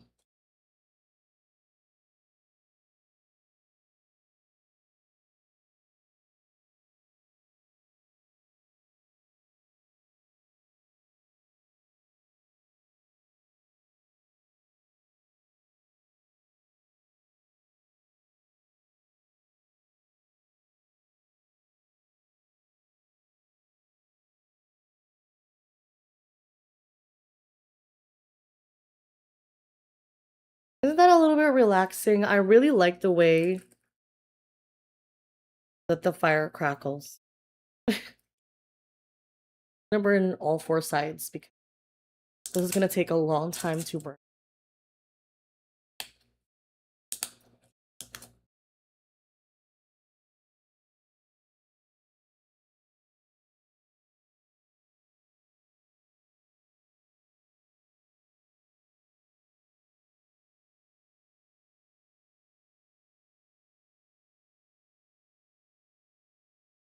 Okay, well, that was it. I really like that little intention setting session. I kind of just wanted to do that because, well, I do offer spells, and I was like, that'd be a really fun way to kind of share with everybody and, like, not make everything such a huge, like, project and spectacle to do. Sorry, I don't know why I'm bothered. I really want to keep doing. That's really why I'm doing this, right? Because it's fun to burn the bay leaves. Um, I just want a little more crisp in there, you know? Oh well. Well, I'll take that. That's like mostly burned. Not that by the way, just to kind of reiterate, it's not like it affects efficacy if it's not all the way burned. I just kind of like it. It's more aesthetically pleasing to see the leaf all burnt up. So, okay. I'm going to switch to just chatting for a little bit and watch as the focus figures it out at some point. And yeah, we actually can use the candle here. How's everybody feeling tonight? Today, it's daytime for y'all, probably. And what are your plans for the day? Like, are some of y'all doing like 4th of July plans? Are y'all just like, I can't sleep and you're on YouTube, What is the deal?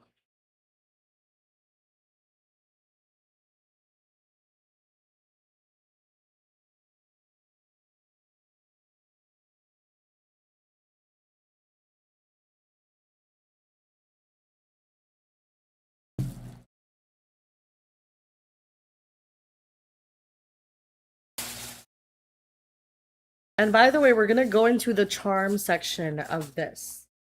You haven't decided yet. Ah, okay. Well, for some reason, it's so funny. Um,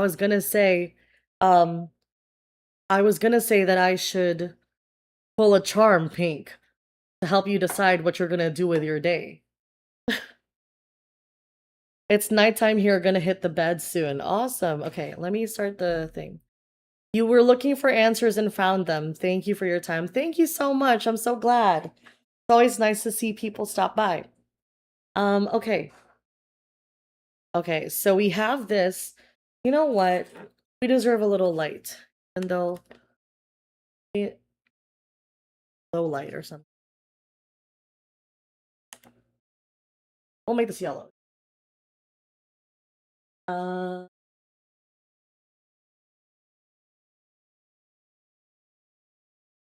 that kind of negates the candle, so I'm just gonna. Oh, that was dumb, wasn't it?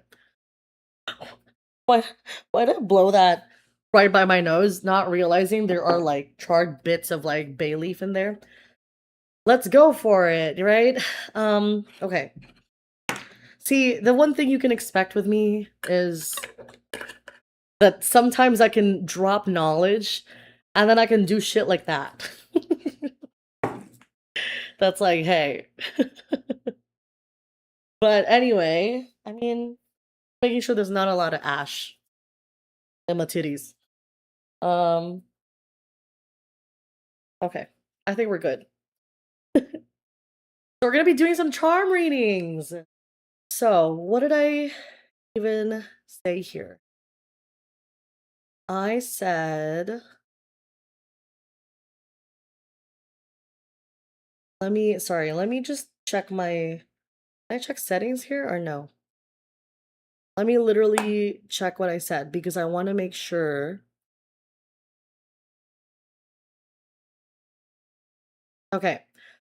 So I said I'm going to be pulling charms to explore what's supporting your manifestation, what's blocking it, the energy surrounding it, and guidance moving forward.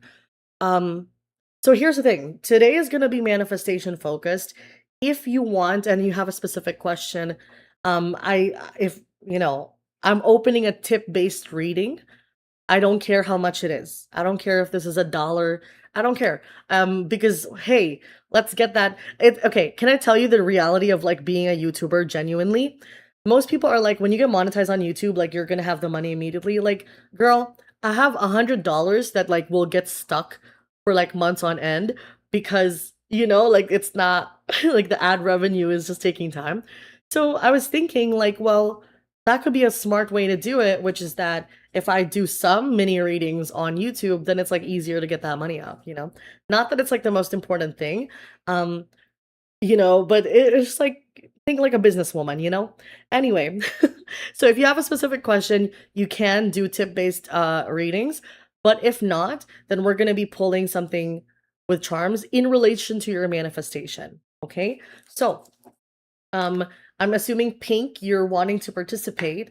Does anybody else want to participate in manifestation guidance through charms? So how do we give? Okay, so you can go on my live stream. I think there's if you're wanting to do the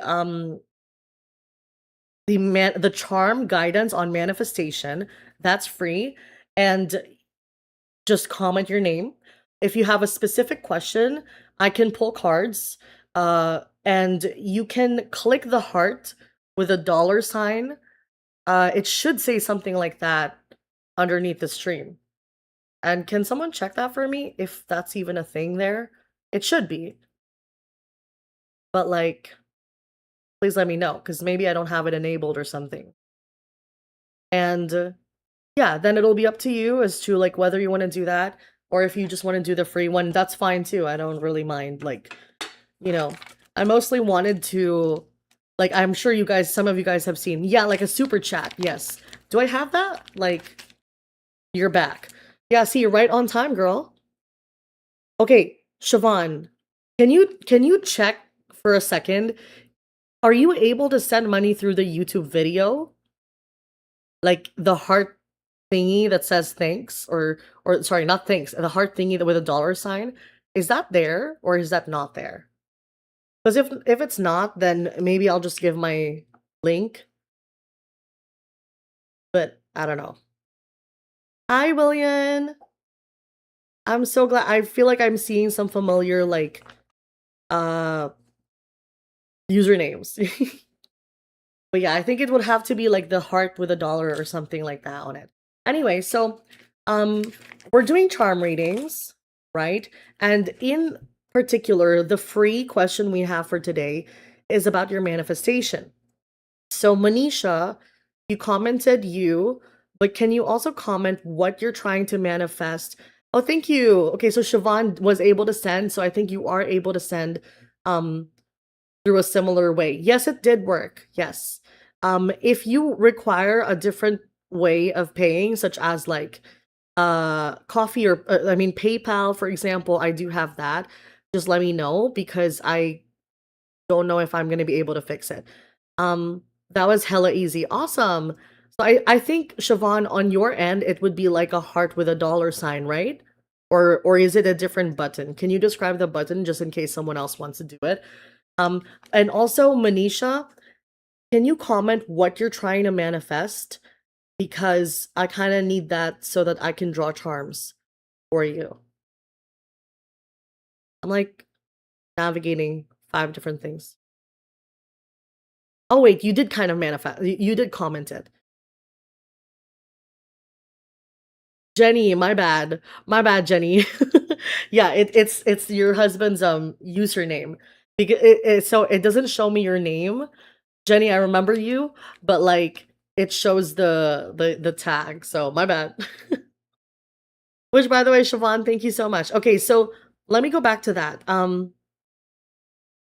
Manisha, if you're still here, if you fell asleep, like let me know. Wake up and let me know. I'm kidding.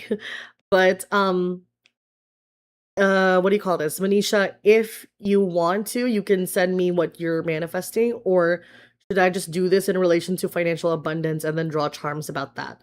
You're manifesting a job where you're happy and pays you well and you're respected. Awesome. Perfect. Okay. Okay. So what is supporting Manisha's manifestation? All right. I'm doing one first. We have the heart here. We're gonna draw 4 because I have my little guide here. Okay, here's what it is. There we go. Oh my gosh. Technology, y'all. Y'all. Okay. All right. So, what's blocking this manifestation? What is the energy surrounding this manifestation? And guidance moving forward. Okay. So, Manisha, you're talking about career, right? Which makes a lot of sense because this charm I always associate with things like, well, this has like moon, stars, and all that. So this reminds me of like astrology and such. It is, or not necessarily astrology, but just like essentially things that are more cerebral in nature. So your heart is in terms of this job. You're very focused on the job and career life, which makes a lot of sense that this is the charm that came up for you. Okay, so what is supporting your manifestation? I wonder if this has to do with you having some skills, like you're a skilled person or you're someone that you know how to lock in. I want to say the words like you know how to focus your energy. So whenever you need to learn a task or do something, you know exactly how to center your focus so that you can make it happen. So you're someone that has the toughness to get this manifestation to come true. So you in general, like you're very capable of like making this manifestation happen because again you have the inner strength and workings to do that. That's a better angle. You have the inner strength and workings to do that. Now what's blocking this? Okay, I gotta be honest. Does anybody remember what I did? I think it's this one, right? This is what's blocking it. I need to do a better job. Okay, what's blocking it is Virgo here, September, and the lipstick. Okay, this could be the speech of other people. So it could be that there are other people that when they say shit or when they talk shit about things, you believe them so easily. And you need to be careful about that because it affects how you see yourself and how you express yourself, you know? Because you start thinking, oh, maybe I can't have this because everybody else says that I can't have it, you know? So, September and Virgo here could end up being relevant in terms of when a manifestation of this high paying job is coming your way. Um, but also, I think you need to work on your communication because you need to not be afraid of saying what's truly in your heart and mind, even if it's going to upset people. You're going to upset people no matter what you do. And I think the sooner you realize that, the easier this path is going to be for you. Again, lipstick makes me think like the way that people say things, like sometimes you I don't know if you just agree with them naturally or if it's like you allow people to kind of influence your decisions, but I think you got to work on your communication so that you are unafraid to take risks. Okay. And with Virgo here, sometimes this can represent anxiety that's blocking this manifestation a little bit, you know? Makes sense. Agreed. The energy surrounding it, I believe that's this one. So this is, see, even that Sagittarius energy and then a locked heart. So I don't know if you can see that. Um, so here's what's going on, right? You want this change career-wise. Oh, you know what? It's so funny. I didn't even clock that your original sentence was like, you want a job where you're respected. I completely forgot that that's included in your sentence, which is validation that it's the right message also. Um, but Sagittarius is a little bit more adventurous. It wants to go and learn things and wants to seek out long distances. So you clearly want to see this change in your life, but also your heart is locked. Your heart is afraid of taking that risk because you're afraid that what if I lose my sense of security? But here's the thing, you're not secure where you are anyway. Why not just take the risk, right? Guidance moving forward. Girl, you got to be a little bit more cocky. Look at this. The heart is in your pants. Like, I always think of this as like a little bit of like, be a little bit of a dick. No, you have to be okay with being considered an asshole a little bit, or like you have to be okay with people being upset with you. Okay? Because I think sometimes what's happening is that you don't want people to be upset with you. You might be a little bit of a people pleaser, but it's not going to be resolved if you just go to another job that also has people that are going to get their own way because you're not fighting for yourself. So that's what needs to be fixed. Okay. Leo is self-expression. That's literally a lion. You have to be a little bit of a lion, and then this will come to fruition. Okay. Awesome. Okay. So I know some people sent money. Okay. So many things are going on, and I just want to say thank you so much because I kind of went on this like not really expecting anything. So I'm really grateful for you guys. Okay. Everything counts. Every dollar counts. Every time y'all are here, just like being at the live, I really appreciate it. So thank you so much. Okay. So people are sent in their money slash okay, but I think maybe send me okay, your manifestation. All right. Okay, here's what's going on. Okay. So I'm seeing Jenny, you're trying to manifest your dog going to the vet. You have tried twice even with medication, but still no go. Um okay, I'll do Siobhan just because I know that she's kind of on a time crunch. I'm going to do this. Sorry, I'm going to do this just for now, all right? Because I want to take my time with what Jenny with Jenny's situation also. So, Siobhan, yes, Siobhan. You can be next. So what you're trying to manifest, a happy, relatively seamless move, new home, or living situation, change of scenery, new place, save that supports me and your cat's highest good. Okay, so what is supporting? Oh, okay. What's supporting your manifestation then? So actually, I'm going to start with that because I'm going to forget. Okay, so we have the bow tie here. I just heard things are in order. I'm going to tell you that I wouldn't be surprised if around like January to February, if things are in order. This is Capricorn and Aquarius here. When I think of Capricorn, I think career-wise. Aquarius, I think like meeting the right people, the right circumstances, future thinking, and innovation. So I think things are already in order when it comes to this move. The bow tie it literally makes me think like everything's packaged and ready to be delivered. Things are in order, you know? So I think you've already got it. Like this is very stable already. Okay. So that's what's supporting it, which is that it's almost like wrapped up in a bow already. So I don't know if that means like you're already like you've already got paperwork that it's just needing to be signed, or like you're just working out the final details.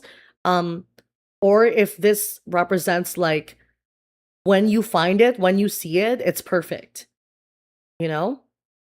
So I think that's part of what's supporting it. The structure. Okay. So what they're saying is no matter what, you need to have structure for this move to work. Because I think your biggest danger, quote unquote, is getting lost in the sauce because you're so focused on moving that you lose your structure. So if something you're doing for work now requires some form of structure, don't lose that, because if your income is a little bit more unpredictable right now, you don't want to lose that. So your structure, your schedule is what's going to help this manifestation come to fruition. So what's blocking this manifestation for Siobhan then? I feel that. I really wanted to get two, and they all kind of went out of bounds in that sense, but it also went around Libra. I actually think that I wonder if it's something to do with like friends. I'm just gonna say it this way, right? Pink flowers remind me of friendships. Libra also reminds me of buying and spending. Maybe with this move, you're getting too caught up in like, oh, I can't wait to do this. I'm gonna have fun spending on that. And perhaps a little structure is needed, at least for now, because, you know, almost like if we get the money to stay in your bank account a little bit longer, then it's not gonna be so painful when you move. You know, it's even like something that's easier because you're not in such a rush to replenish funds. So that's part of what I'm seeing here, which is like, um, to me, these charms, to be honest, like the drink and the flower, kind of remind me of romance, love, friendships, a little bit of fun time. It's not bad, but it is maybe a little bit of shopping, and that could be like blocking it somehow. And if you're already correcting this, then that's a good sign. This is just validation that you're on the right path. Um, but I want to say, or it could be something to do with food and drink, or this also makes me think of medication for some reason. So maybe it's something like making sure that you have a cheaper version or variant, generic variant of something could be cheaper. Maybe there's access to that, then things could be easier. Um, but either way, the point is that if you're already doing this, then this is validation. And I think right now your focus needs to be structure, discipline. And I also wonder if that's something you were gonna do already. Like if you're like, well, I wanted to get my life structured anyway, so this is kind of the right message. That makes sense. The energy surrounding this move. Oh, see, okay, I'm gonna throw it again because, okay. See, we're getting a lot of Libra energy, so I'm thinking October may also end up being relevant. Maybe the January, February could also end up being relevant for something else. But, so the energy surrounding this move, again, this is pocket also. So this is savings. So to me, this makes me think of like, you're already, like, you've got it in your pocket. Whatever this manifestation is, Siobhan, you already have it. So I think like genuinely this is your confirmation. It's quite literally just a matter of time. But so that it doesn't rock your boat, so that the move is seamless, you need structure. Okay? All right. I want to make sure I'm not missing anything. Because Libra is also partnerships. That could sometimes be contracts also. So I think you just need to finalize things as time passes. Okay? Guidance moving forward for moving. Ah! My bad. Yo. Okay, wait. Wait a second. There's one charm that fell. All right, guidance moving forward. Okay, so I got it. I got it in like Gemini energy here. Okay, so it's here, June, Gemini energy, and it's a red flower. Okay, two things. When I think of red flower, that is also having to do with stability, structure, because that's like the root chakra. So I wonder if that's quite literally one of the things you need to work on, which is like your root chakra. But also, when I think of the color of red, that's passion, action, movement. but it's also focus. Mars energy is what's coming to mind. Mars energy is the energy of war, right? But war is strategic, and you need to be strategic with your resources right now. And that strategy and focus is what will make this move seamless, easy, quicker than ever. Okay? All right. Thank you so much. Oh, you're so welcome. I'm so glad. Nice to see you. And okay, so I want to go to who am I missing? So we're gonna go to Jenny. Um, okay.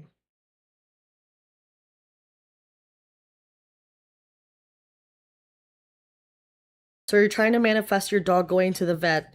You've tried twice, even with medication, but still no go. Okay. All right. I'm not gonna be able to promise things, okay, but I will do my best. Okay.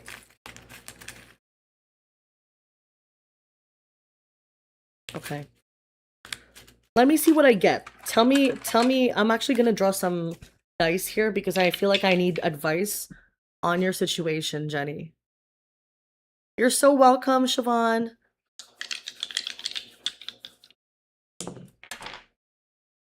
We have Aries, and then we have Uranus. Okay. Jenny, I think okay, my biggest issue with Uranus is that it can be something that's like rebelling against a course of treatment. So this makes me wonder if like the thing that you're doing is fighting like what's the situation happening with your dog is fighting against the course of treatment. So I do think that it's important to take the dog to the vet, like almost like, and I know that's kind of exactly what you're asking, but I almost want to say like it's not about currently it's not about finding another treatment that might help it. It's about just going there as much as you can. Which I understand that's the issue by itself. So we're going to see advice about that. And Aries here, Aries is about taking action. Now, this can also represent something unexpected. So I saw Pink suggesting an organization. I definitely think you should reach out to something like that because this is going to require monumental effort and like taking action quickly. My worry is if we don't take action quickly to prioritize the dog's needs, it's going to take too much time, and that might be more difficult to reverse the situation long term. So I think the best use of your time and focus is like doing something as quickly as possible. So if it's something like reaching out to an organization or many organizations as soon as possible would be likely better so that you don't have to worry as much about the timing, because almost like the longer we're leaving something untreated is likely something that is not easy to fix, so okay, let me it's still Aries here. Mars and Aries now taking action. Okay, if I'm okay, it's probably finances, but I don't know if I'm wrong. Jenny, what is preventing you guys from taking your dog to the vet? Because I'm a little worried that it's like someone says, here's an example. Let's say you and another person are trying to make this decision, and the other person is saying, no, we can't take them to the vet. So you're like, okay, fine, your decision, you know? Is there someone whose decision is kind of interfering in this process?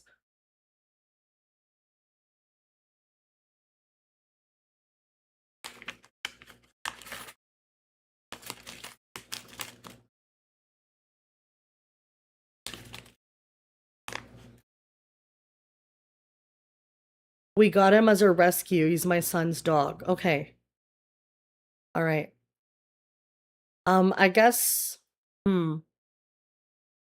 So again, I think what I'm trying to ask is like, what's preventing you guys from bringing your dog to the vet at this time? Is it more finances or something else?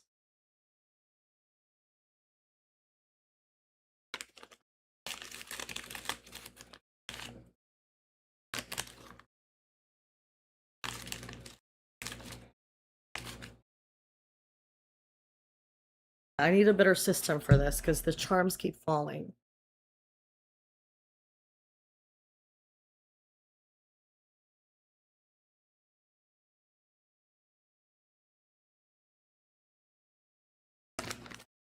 Okay. When you got him, they didn't tell you that he was very bad. Okay. When you got him, they didn't tell you that he was very scared of any medical. Okay. Your son doesn't like to see the dog stressed. Okay, so see exactly like I think I mean, again, correct me if I'm wrong, but a little bit of it is like, okay, well, son doesn't want to see the dog stressed. So maybe we'll just leave it because the dog, obviously the dog doesn't want to get stressed, but also like because your son doesn't want to see the dog stressed, it's kind of like more difficult to go against that. I'm not saying that's the only reason, but I gotta be honest, right? Aries here kept making me think independence and having to make a decision, even if it's a tough decision, um, because it's what's necessary, you know? So it makes me think of like, okay, well, if your dog does not want to go, like, no offense, like almost like it doesn't matter if your dog doesn't want to go, because if it is what's best for your dog, we kind of have to make it happen. Because this is like having to do something alone and independently. So if, I mean, unless there's something else, but if finances are not really the reason, and if it's like, because I was sensing it could be like even Mars and Aries is a little bit of aggression, which makes sense, right?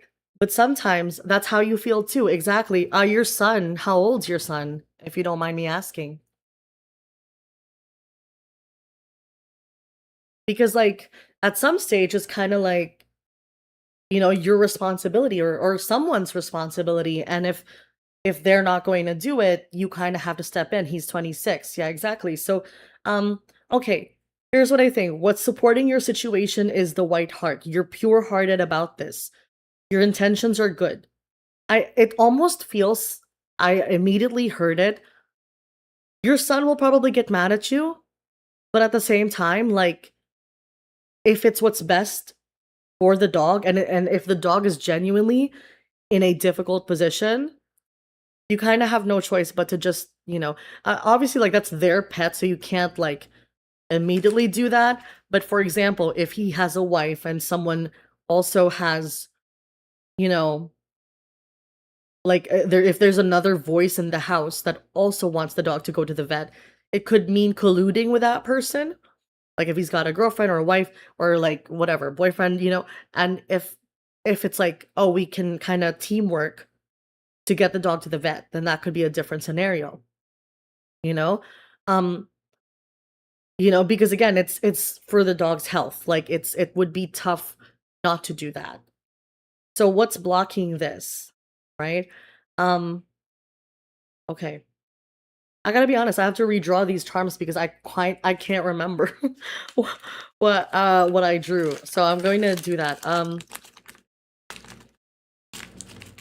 But we kind of figured out what was blocking it as well. Pisces. And then we have the yeah, so it's interesting. That's fish also, or mermaid.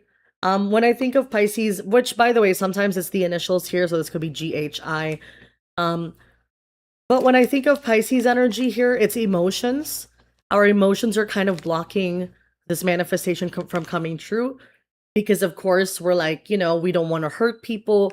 We don't want to create issues. I wouldn't be surprised, Jenny, if you and your son have had issues in the past where, it like really hurt you emotionally if you were not on the same page with each other.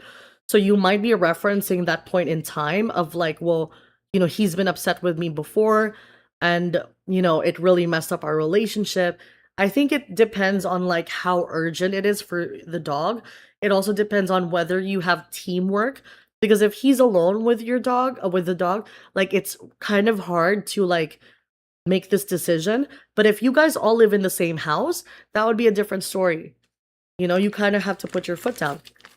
The energy surrounding the situation is this one. So we have Cancer here. Yeah, it's home, it's heart. So again, it's like there's too much kind of love around you guys, and we're afraid to get some feelings hurt. But I think if it's for the welfare of the dog, then it's a different story. Guidance moving forward here, we have Virgo. Again, this could have to do with organizations. Yellow is also about confidence, taking action and power into your own hands. My issue is, okay, Jenny, my issue is if it is truly like a bad scenario and he's refusing to bring the dog to the vet, and if it is a case of neglect, um, I don't know how I would handle that. I can't say that I would know, but I would say I think sometimes we have to make a responsible decision to have a talk with your son or something that's like, hey, if you really cannot take care of the dog and if you refuse to bring your dog to the vet, we might have to go to a specialist to see what they have to say, you know? Or we might have to go to an organization to see if maybe they can rehome them with someone who knows how to deal with a traumatized dog, because yeah, so it's a tough decision and we're hoping it doesn't have to come to that. But I think if it really is like push comes to shove, it might have to. Lincoln, the dog is not sick. It's a wellness check so I can make sure. Oh, okay. So it's a wellness check to make sure he is not sick. Got it. Okay. Ah. Okay, so let me try and see what's going on here then. All right. So your intentions are pure. It's still an emotional aspect. You will take him by yourself. Okay. Well, that was the initial answer as well, also, right? Which is Aries. You just have to be okay with upsetting them. They're probably not going to be on the same page. Yeah, it's a wellness check. Well, that makes sense. It's reasonable enough that, you know, I think if anything, maybe you can show your son, like, I've made efforts to learn. Oh, we believe he was abused. There we go. So that's why. Oh, okay. I have to clarify, and I'm so sorry. You believe he was abused by previous owners or, by someone you guys know? I think you mean by that, I think you mean by previous owners, right? Or I don't know. Because I think, yeah, taking him by yourself is probably gonna be what's key. Um, yeah, okay. Oh, I think your message got cut off.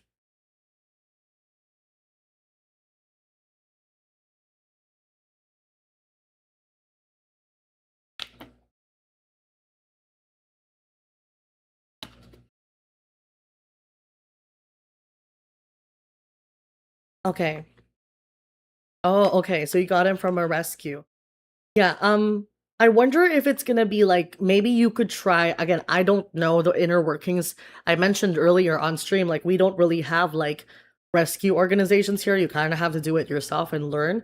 Um, or I think we do, but it's like not always the most efficient. So I wonder, Jenny, if you can try looking for people in your area, try talking to people because what if someone wants to help? And it could take like one person who's well trained enough to help your dog, They said they didn't have information on him. So yeah, that's a little bit sketchy, huh? Um, excuse me. But yeah, I wonder if I think your main concern right now, since your main question was about the vet, I think the main concern now is um how can we learn from like YouTube videos or research how to make it the least distressing vet trip, but also if it's like super like if your dog if Lincoln is a little bit aggressive or if it's like he's really really terrified you can't even get him in the car or something, then maybe it's about getting someone from the vet's office or from an organization to physically help because they might know, how to transport. And I think, like I said, you might have to do things yourself. Thank you so much. I hope I was able to help somehow, and I wish you good luck. Update me on that. Let me know how things go. I hope that he's okay. Okay. Um, okay. Snacks. I hope you don't mind me calling you Snacks because that's your username and I'm just reading username. So, what diet is Spirit saying you need to embrace? You're trying to manifest healthy weight loss. Okay. Um let me actually see. Let me pull some cards. Let me pull some dice here. Not that one. You're so welcome. I hope Snacks is still here. Okay. So we have Moon here and we have Aquarius. Okay, Snacks. This has to do with emotions. Moon is your emotions. So that is essentially having to deal with emotional eating, intuitive eating. But mostly I want to say the words emotional support. Now, Aquarius is social circle. So I wonder, do you find yourself to be someone who eats less when you're like around friends, or is it like you're able to manage your diet more when you have friends that are also like of a similar lifestyle? Would you understand that?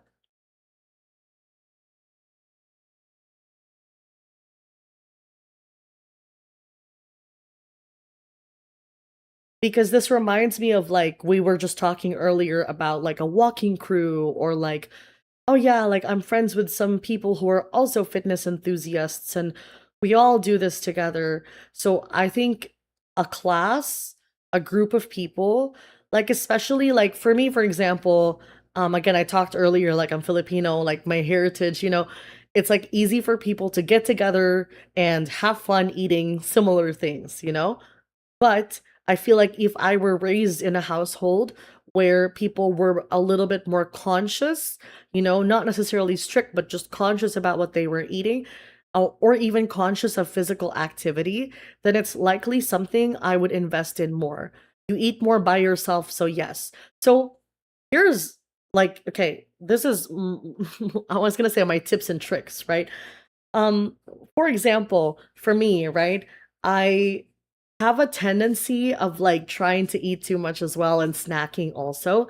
And um, being around people, this is actually one of the things I'm doing because of that.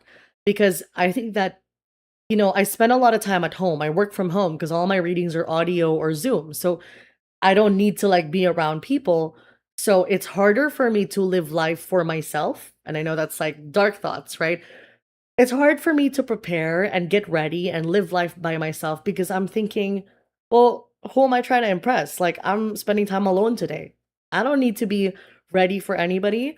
I don't need to be doing anything for anyone. Like, it's hard for me to like have my routine because I'm thinking, like, well, no one's going to show up. And I think like forcing myself in social situations to be like, well, first of all, I want to connect with more people anyway, but also to feel less alone does help. Now, does that necessarily mean that you're gonna like lose weight immediately because you're around people? Not necessarily, because again, if you're surrounded by people that also aren't productive for that, it's a little bit more difficult. But I do think that that's a start, being a genuine part of a community and really trying to be vocal about it.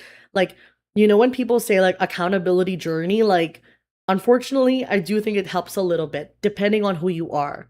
Like for me, I know that it would help me because I would be like, well, someone's gonna check back. Maybe not everyone will, but people will remember because I kept making those promises. So now I gotta show up. Now I have no chance but to do this because I talked to y'all about it. So, I kind of see that as like a good way of helping. But also like because it tends to be emotional eating, this is likely eating when you are bored or when you are feeling lonely or when you're lacking companionship.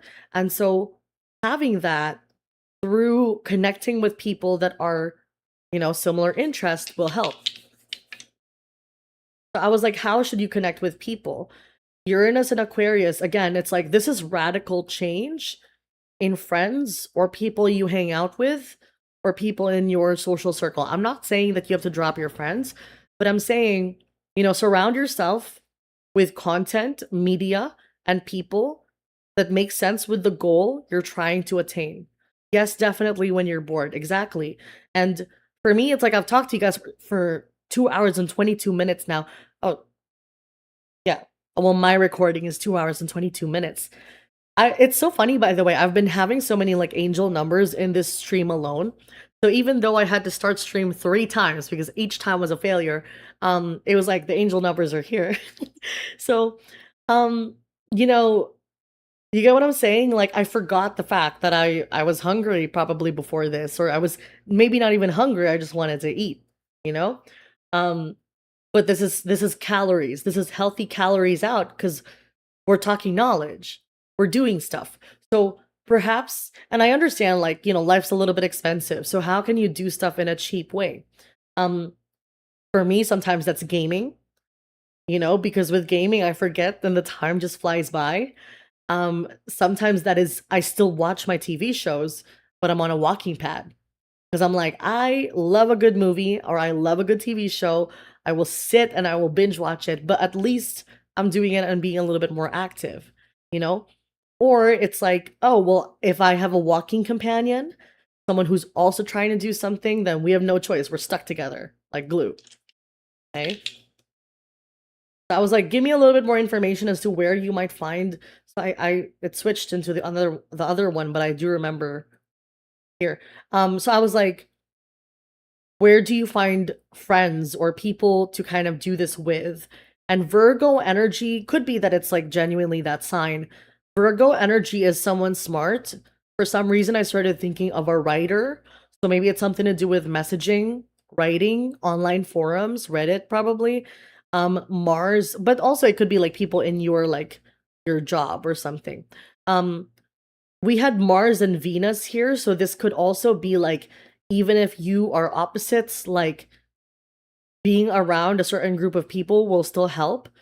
Oh, Virgo can also mean being of service to other people. So sometimes the best way to remove your thought on food is to live life.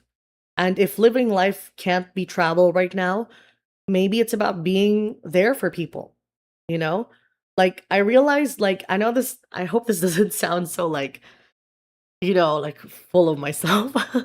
But with friendships I pulled back a little bit because I felt like, I can never tell if someone's just friends with me because they want free readings or are they genuinely friends with me. So I pulled back for a while. But I'm starting to realize more recently that sometimes that's just my role in a person's life. I don't really need much. Whenever there are free readings and my friends are doing things, I'm like, just give me a general one because I really don't have anything that I want to know. I like to listen more and to just show support, So maybe I need to be okay with the fact that my role is to be a giver and to be an advice giver in some people's lives, and that's okay. And because of that, like since being okay with that, I've spent more time with friends. But because of that, I'm also eating less because I'm bored less because I'm talking to people more. So it kind of like has its upsides, right? And I think that it is about finding fulfillment in living life on your feet, you know? Like I'm big too and like I'm in a stage where I really got to be careful because I don't want to repeat like, family history patterns. And I've realized I was like, how is my friend going to a concert and then going to a festival and then, they have time for kids? I'm like, y'all, what do y'all do? And I have my cats. So yes, they do require a lot of patience and care, but it's like I think that there's also more to life than that.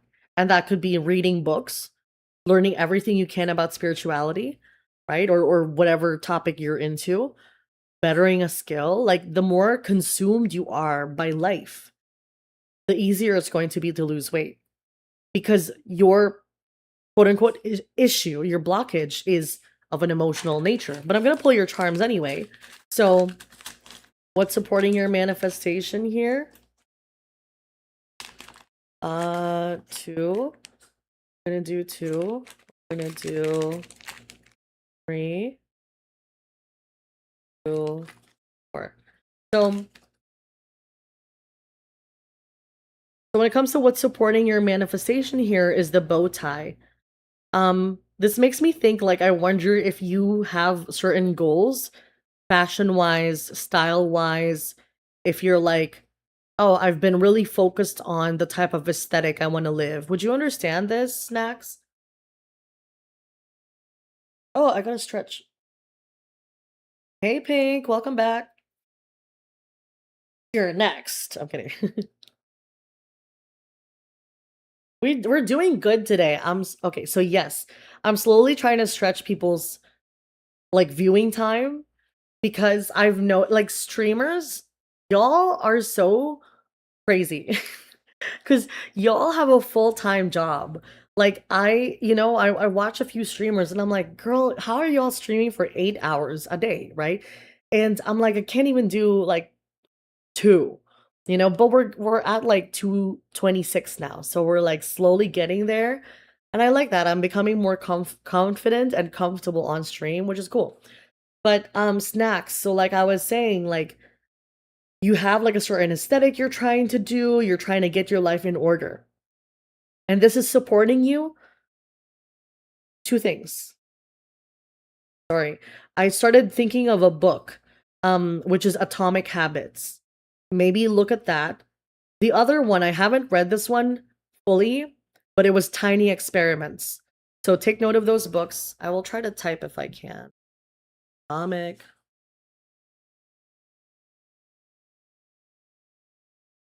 These are two books. Atomic Habits and Tiny Experiments. Um, but those two books came to mind just now.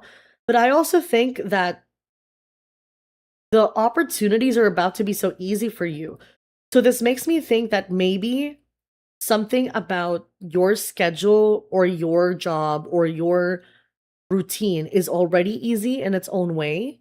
So I don't know if that means like, oh, let's say let's say it's like, oh, well, people at work are being required to go to office now. So, um, my work is about to change. Or, oh, well, I realized I've spent all my money on food. Relatable. I've spent all my money on food. So I'm starting to be more conscious of my financial decisions and I got to save money now anyway. So there's something about your circumstances right now that I feel is supporting this directly because it's been wrapped up in a bow for you. Um, Now what's blocking your manifestation here? So it was this one. Um, so the pink flower here, and then we have Virgo. You think you have to be so perfect, and you like things to be easy, which is again a very common thing for us. But see, here's the issue, right? You and I, snacks. I keep classifying us as us. It's an issue for us. But it doesn't need to be that way anymore. We're part of them now, too. Why isolate yourself? You know, we are the healthy people now, also. We are athletic now, also. We do live a healthy lifestyle, right? In association with our earlier discussions about changing mindset, become that person today. Wake up tomorrow a healthy person who is a mindful eater, but also someone who doesn't really care that much about food. It's literally the last thing on my mind. So I like to repeat that sometimes where I'm like, oh, I don't know, being hungry is the last thing on my mind. And I'm like, I don't believe it, but the more I repeat it to myself, the more I might start to feel it, you know? And sometimes you're a little bit of a perfectionist. You're trying to get things right in terms of this diet, and you're like on the wagon, off the wagon, on the wagon, off the wagon. But maybe if you lost 1 pound, then that counts, you know? And maybe if like as long as you're improving, then maybe that's the right path.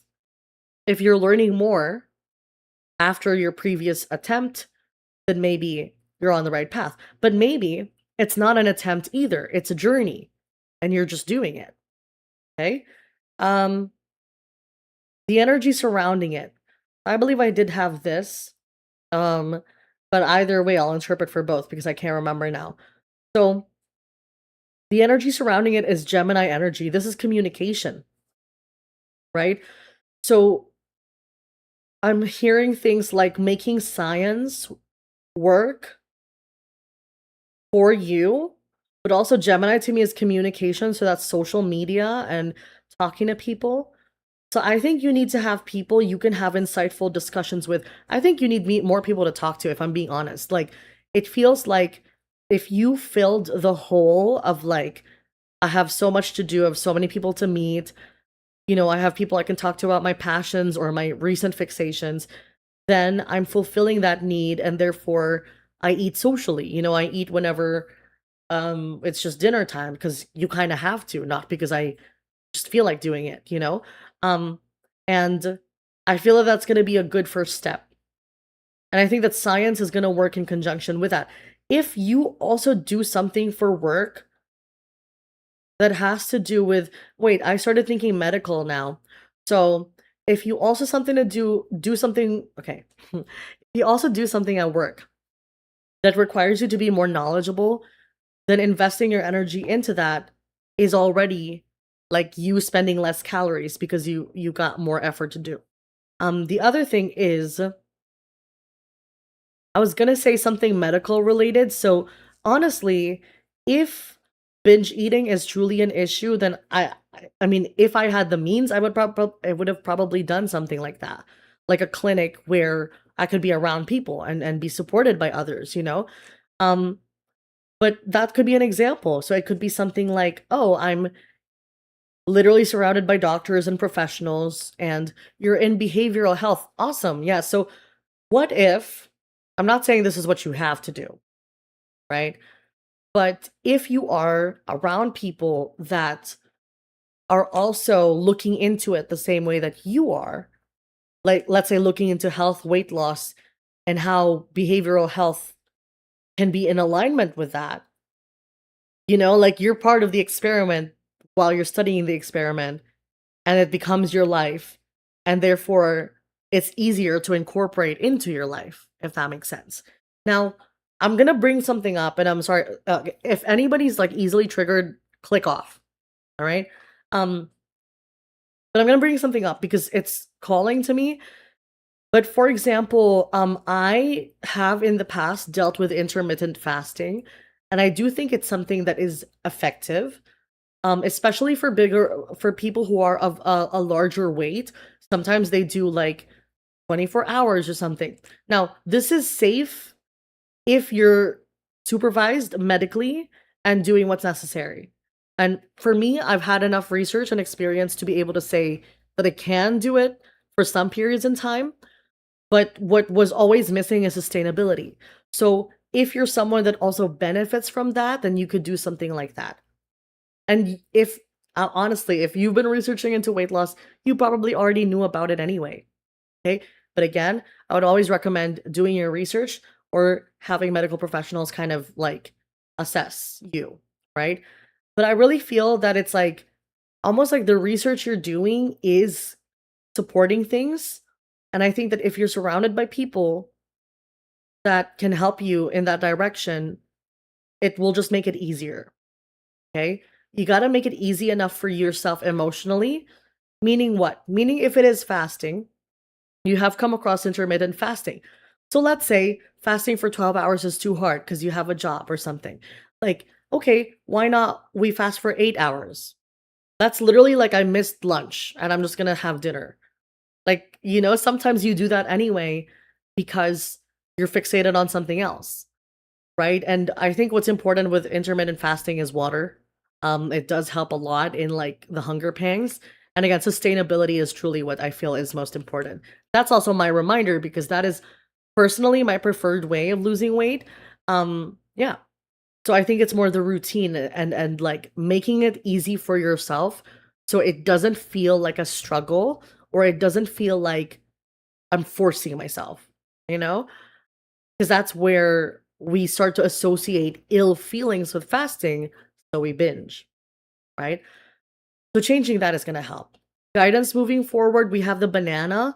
Banana, I mean, I don't know how you feel about it. For me, since I'm reading the message, when I think of banana, I think of like, oh, it's still a healthy food, but it's delicious. You know? It's a healthy food that doesn't really feel like a healthy food. I mean, it's a banana, it's sweet. you know? So I wonder if it's something like make the healthy food taste good. so that you're not dreading it every single time, you know? And here's the thing, if you're like me, and if you're already spending money eating anyway, eating out and eating fast food, if you're still gonna spend in excess, you might as well spend it on good food or a meal plan or something that's like, tastes good, but still gives you the benefits, right? Okay, I'm gonna do Pink's question. I haven't missed anybody, right? Yeah, okay. Okay. I need to learn how to pin. Oh, thank God. I learned how to pin. That's what it is. Okay. Perfect. Thank you for the guidance. You're so welcome. I'm so glad. Thank you for stopping by. Um, I'm really happy to see like new faces, old faces, like just all around having a good time. Okay. So, you're manifesting a positive outcome for disability case financially, stability for you and the kiddo, improvement with your current partner. Um, okay. So already Pink, right? Here's what's happening. You got three things you're manifesting.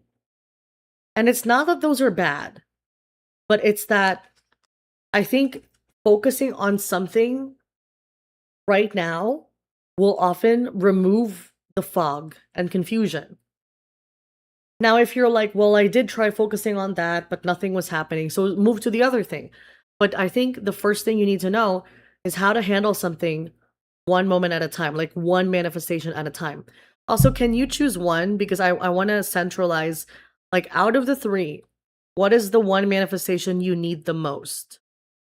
Because I want to see, like, I want to get the guidance for you. Or if you've asked about I know you've asked about the disability case before, or finances. Okay, perfect. So what's supporting your manifestation? Actually, I'm just gonna get like four. 1, 2, 3. And then I'm just gonna go with the flow as to where things are supposed to fall into place. Okay. Okay. So we're doing number 1. What's supporting your manifestation is the lollipop. This is okay, so I know a little bit about you. I know that you stream. This reminds me of that, like literally Pink, Libra. This is like communicating with people. I think that you've got a very personable like aspect to you. Like you're a very social person or a very easy person to be around, very comforting energy. And because of this, I feel that that's something that supports your case financially. I actually think you might not like what I have to say, but I have to say it, okay? I started thinking, you know, or have connections with people that can help you financially, maybe even with odd jobs, like part-time jobs, odd jobs, or something that's like makes it easier so that you're not relying on this one thing to go through financially, right? Because like with streaming or also with the disability case, it's like you're relying on everybody else. Like streaming, for example, needs people to kind of decide to support you. With what I'm doing, it's a little different because I'm offering a service. With streaming, it's like you gotta vibe with me, and I'm putting myself out there, but you gotta vibe with me, you know? So it's a lot of time and effort. Um, and it's not that you can't do that, but I wonder if it's something like if something else will take the pressure out of streaming or will take the pressure off of the disability case so that those two can still flourish on their own, but without making it work necessarily. It's more easygoing and go with the flow. Okay. So that's a huge part of what I'm seeing here. Um, the lollipop also reminds me, okay. So for some reason, why do I want to say your child? Well, I think it's because this is streaming. This is literally streaming because this is like your child and your childlike curiosity. is what helps and supports this financial venture. And also just in general, you're very creative. So any field that requires that is something that brings you a lot of positivity. Okay. So I keep getting drawn to this one. So what's blocking this? Well, it's a star. So that makes a lot of sense. It's the fame. It's like, because you need more people, more supporters to make it more financially stable.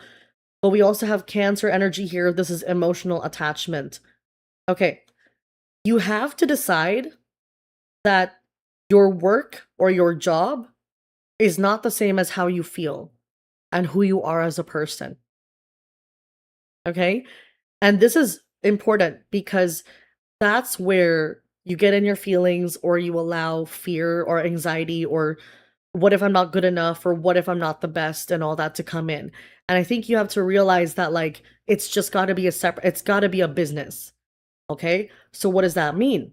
It means you got to get paid for those hours. And if the hours are not cutting it right now, it's not that it's not worth your time. It's that you need to optimize it so that you can spend time and active energy on something that makes money right now today. So if it's like, okay, for example, if I'm streaming here with you guys, right? No offense. Like, I'm very grateful. But at the same time, I know realistically speaking, clearly this is a lot of relatively free energy in comparison to if I were just doing a Zoom meeting, right? So if I spend all day on stream, I'm not necessarily gaining clients. But if I spent my days editing clips and posting it on social media, then it would like reach a wider audience with less work. Does that make sense? So for you in particular, again, because I know a little bit about what you do, what's coming to mind is Queso. I adore the man. So Caseoh. And he actually got more famous on social media by posting clips of him recording himself playing games. So before, from what I'm aware of, like he went live sometimes, but it wasn't important enough, and he didn't have enough viewers. So he posted clips of himself. Like there was a time I heard that he posted 22 in a day, and 22 clips. Out of one of those, one of them blew up, and then the next ones blew up as well. And he kept posting. So do you get what I'm saying? Like, what is the venture that turns people into views, turns people into eyes, turns people into followers and supporters so that it makes everything else an easier time? So I think it's like, if right now, for example, just an example, if right now streaming is taking up so much time that it's making you too tired for the marketing aspect, then it might be like, oh, 1 hour less, um just so that I have the energy and time to expand my reach. Because when he went live, he said he had like 100 something viewers because he woke up to like 10,000 TikTok followers the next morning. So he leveraged that and then went live, because he spent so much time on the clips and all that. That's what created it. Um, so yeah, it's sort of like, and I do see you making that traction, so I'm not dismissing that as well. Like I know it's already there. Um, and for example, Aries here and the lipstick charm, again, I think you're already on that path. You're already doing it. I can see the change in that. Um, but it's like, especially with social media, it depends on what you're doing. I'll say this. My favorite like streamers, like Chris Malberger, like he does stream like 8 hours a freaking day, but also like he's already got a fan base, right? Because he was famous on Vine. But what I noticed the most about him, the man posts on YouTube every day. All of those replays are on YouTube every day. And you know what? I am there. I'm sat because I'm not going to be there on stream. It's like this time, and typically I'm asleep. So I'm there for the YouTube streams, and the YouTube streams are evergreen. And you know what else? I replay those streams when I'm falling asleep, you know? So sometimes it's like, how can you invite people into your life through the means that are evergreen, that don't require so much effort again and again every single day? Because it'll invite them in. So if I were, for example, for you, if you're like, well, he probably has a YouTube audience and you don't. Okay, so what I would do is like if you wanted to do IRL streams, if you wanted to do vlogs, if you wanted just a cook with me stream, whatever activity you want to do. Or if you're like, okay, a how-to guide, beginner tips to be a streamer or something, and you're just filming it. So even what I did, what I'm actually doing right now is I specifically optimized my streams to be like, I need to create content that I can just repost. So the manifestation talk that I did earlier, I will hopefully be able to edit that down, right? And then everybody can see it no matter what, forever. And it might make $1, like as has been my previous experience. But if it's bringing people in, then the next time I stream, I'll make even more money, right? Because they see, like, because of previous, oh, you know what? I actually will tell you guys, because someone saw like a charm reading of mine, like someone booked a really long reading. So that was like, wow, because they were so interested in that they were like, let me see what else you have to offer. So, and I'm just like happy because I feel like, after Twitter, I was kind of doubtful, like maybe I just won't have like more new people. So it's such a relief to have like new people in. So sometimes it's a visibility problem, but if you do that, then it comes back to Twitch, you know?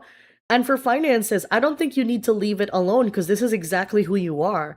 Your social aspect is who you are. I wonder if you just need to get comfortable with the business of expressing to other people who you are and what that should look like. So when I think about that, like example, if you're like, well, I love fashion or I love style or I love makeup, like people are always looking for people to review makeup products. And that's a way of increasing your business, which your business, Pink, is access to you, your personality. So you're still selling your personality and your vibe, just repackaging it for anybody that might watch. And if not everybody wants to watch gaming streams, then maybe they want to do something else that's fun, that just to spend time with you, you know?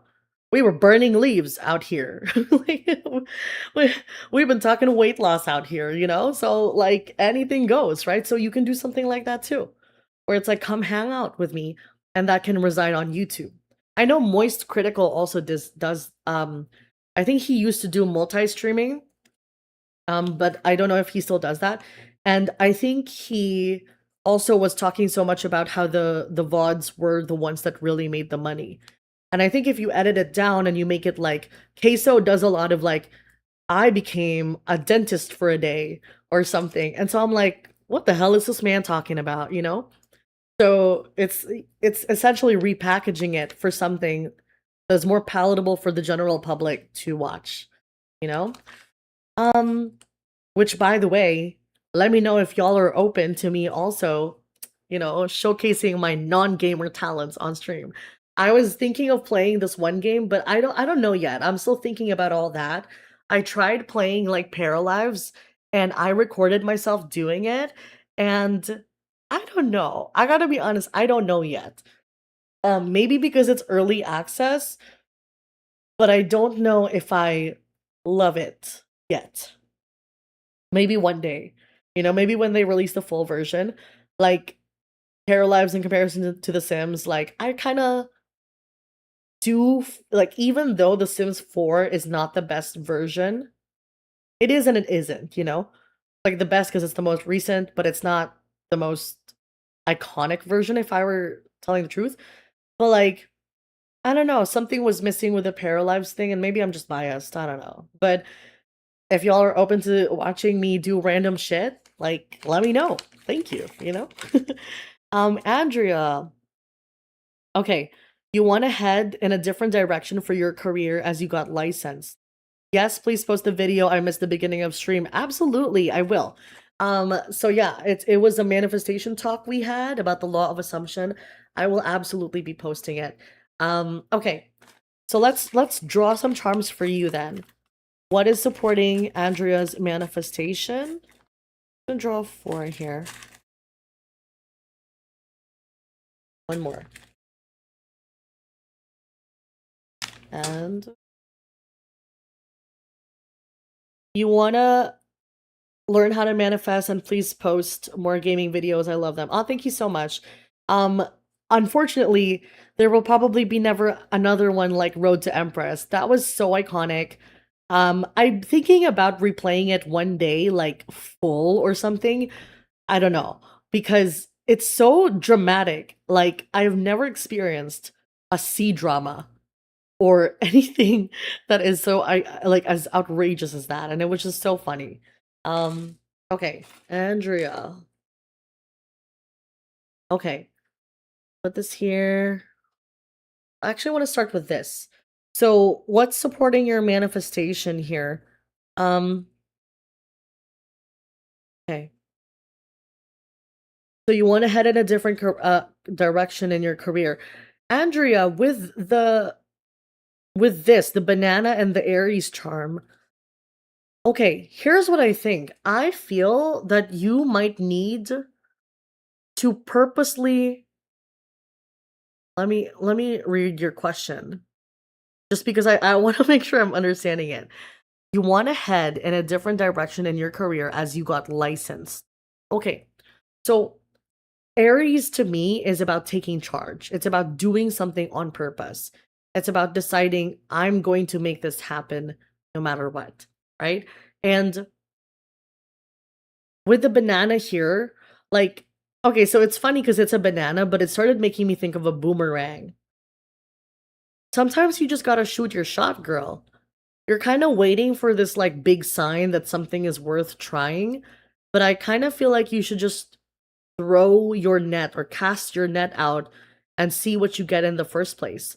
Like, for some reason, this reminds me of like you're spending so much time thinking if you could do something, you end up doing nothing at all. That it might be better if you just throw your net out there and see what comes back. So I wonder if you have had some ideas of what you want to do. First thing I would do if I were you is to do my research. Where is that charm? This one, the cherry. First thing I would do if I were you is to do my research as to like what. Okay, I'm gonna make an example. Let's say you suddenly were like, I just want to be a voice actor. Okay, so let me research on how it is to get there. And if the license is what's necessarily necessary to get there, then okay, let me research for like beginner level. I don't know how to explain it, but that's what they're showing to me, where it's like maybe you just need the first. Oh, that's so funny. They said you get intimidated easily. I drink some water.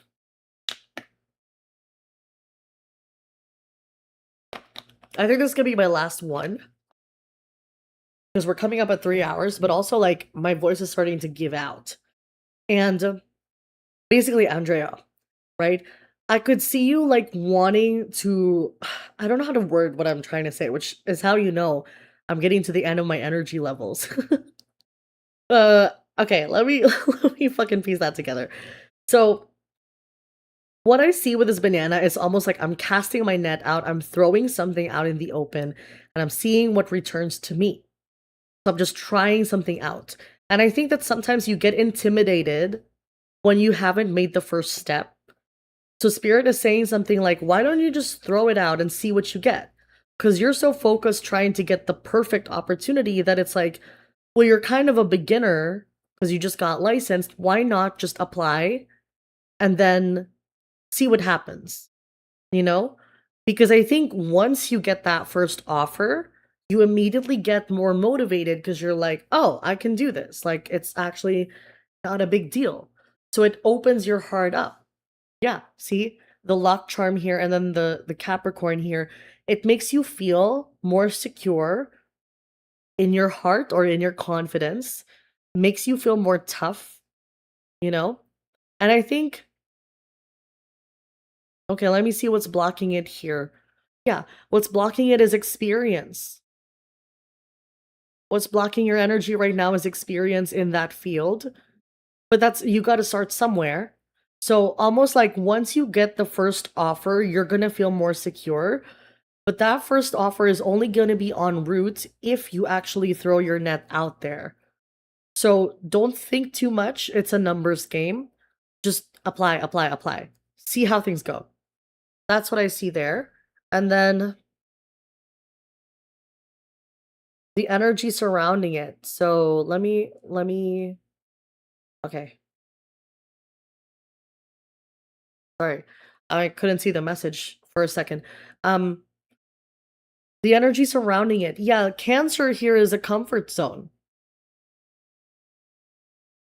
That's interesting. You're cherry picking things. You're cherry picking. I think cherry picking is like you're kind of being selective, right? So I think you're kind of cherry picking like, oh, this is gonna work, this isn't gonna work, this is good, this is bad. But sort of like right now, you just need to feel powerful and confident about the career shift. So I think what needs to happen is I just need to hear back from someone that I'm likable in this career field, and then your confidence boost is going up, you know? And guidance moving forward. What haven't I read? Well, essentially this. But essentially, again, it's security. Once you're able to achieve the security, you're going to be much more established already moving forward. This manifestation is already en route, especially with the boomerang or the banana here. It's kind of giving me the vibe of like, okay, like you already threw your net out. You're literally just waiting for it to come back. What's also coming to mind with the banana here is bananas make me think of like mistakes or accidents, like banana split kind of, or slipping on a banana peel. It makes me think of how sometimes like we're afraid to make mistakes and make a fool out of ourselves. But here's the thing. If you're trying to get like you're shifting careers, you're trying to get hired, you're trying to apply, and you're like, "Oh, I don't know if I would even say the right thing." Why don't you practice on the less favorable opportunities? Because no matter what happens, you don't really care if you get accepted or not. If you get accepted and you have a job, it's gonna pay money. Like at least you got something. You got to start somewhere. If you do get accepted, then you got something going on. If I were you, I would even do like part time or something. Again, like just because all you're doing is setting the beginner steps. Because wouldn't it be so amazing if you got like, oh, let's say you got the beginner level type of jobs, but then you just kept applying anyway, and you were able to leverage that in other interviews by saying, "Oh yeah, this person hired me, that company hired me." So then the higher paying jobs say, "Oh, they hired you? Let me hire you instead." That's creating demand, right? So right now I think you're overthinking this and you just need to cast your net out, you know? Am I making sense here, by the way? Let me know. Because I want to make sure, because it's if it's like a different, if I'm not understanding your sentiment, definitely let me know so I can clarify. Thank you. Yes, you are. Awesome. Okay, I'm glad. So yeah, that's kind of it. Like I think essentially like you're already on the right path with this. It's already coming back to you. Like the energy you put out to the universe is already like received. We heard you. Yes, you have a hard time taking risks, you know? Um yeah, I think that's why it's like, okay, think of it this way, and this is going to sound a little silly, but like in love, it, if you don't want to be afraid of rejection in love, if you put yourself out there and you try to flirt with someone, even though you're like not in love with that person, you're just like, let me just throw this person a compliment.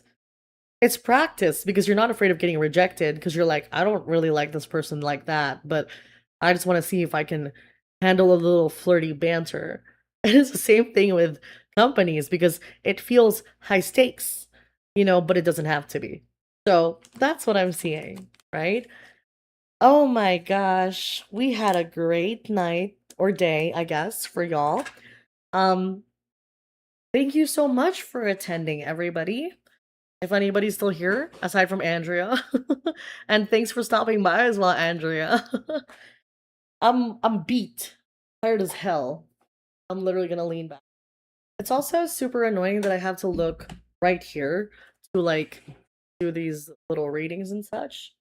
Um, But I wanted to say thank you to everybody. I know some people sent support. Thank you so much. Like, I really appreciate it. I was mostly, this is for content. No, I was mostly doing the stream so that it's like, like I have something to post because I'm like, collective messages are good, but at some point I'm so tired of repeating the same collective message that I'm like, give me some real people to read. And I'm so thankful for everybody who wants to come in and support and who listen to the talk we had. I can't wait to edit that down. That was really great. I'm so proud of you. Thank you so much, Pink. Thank you. I really appreciate you. You're always here. Just know that I see you and I appreciate you. I'm going to be doing, oh, here's tea. Miss Taylor Swift got married, apparently, right? I am thinking of doing a reading on that soon.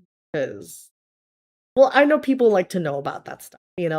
Um, but as always, this chat is likely not going to be saved if I end stream unless you comment on the video itself. But if you comment or DM me anywhere, I often see y'all's suggestions if you're like, into celebrity readings or if y'all have like conspiracy theory readings, like always let me know. Um, I eventually get to them. And I think also like I blame myself a lot because I'm like, oh, I'm just not doing it because I'm anxious of criticism. But in reality, I do think that a lot of the times, if I don't end up if I don't end up doing a reading, there's often a specific reason. So I've learned that it's like, all good, like I don't have to be so hard on myself anymore. Like there are some times when I've promised I'm gonna do this celebrity reading or this crime reading, and then I don't do it. And then I do it and it's exactly when it's supposed to come. So sometimes that's just how it is. Like it's a divine timing thing. So we'll see if that video makes it out. Yeah, breaking news, right? Breaking news, blocking everybody out of fucking New York. Nah, I'm just kidding. Yeah. But I'm probably gonna do a reading on that and like leave some suggestions on my videos and all that if you have uh things you want me to explore, especially like mysteries of the universe, or if y'all have more things you want me to talk about in future chats. But yeah, so this was so much fun. Thank you so much, you guys. I'm gonna go get some sleep. I hope you all have a good day, good afternoon, good 4th of July. Um, remember to appreciate your blessings, I would say. And, oh my god, a fucking boom arm.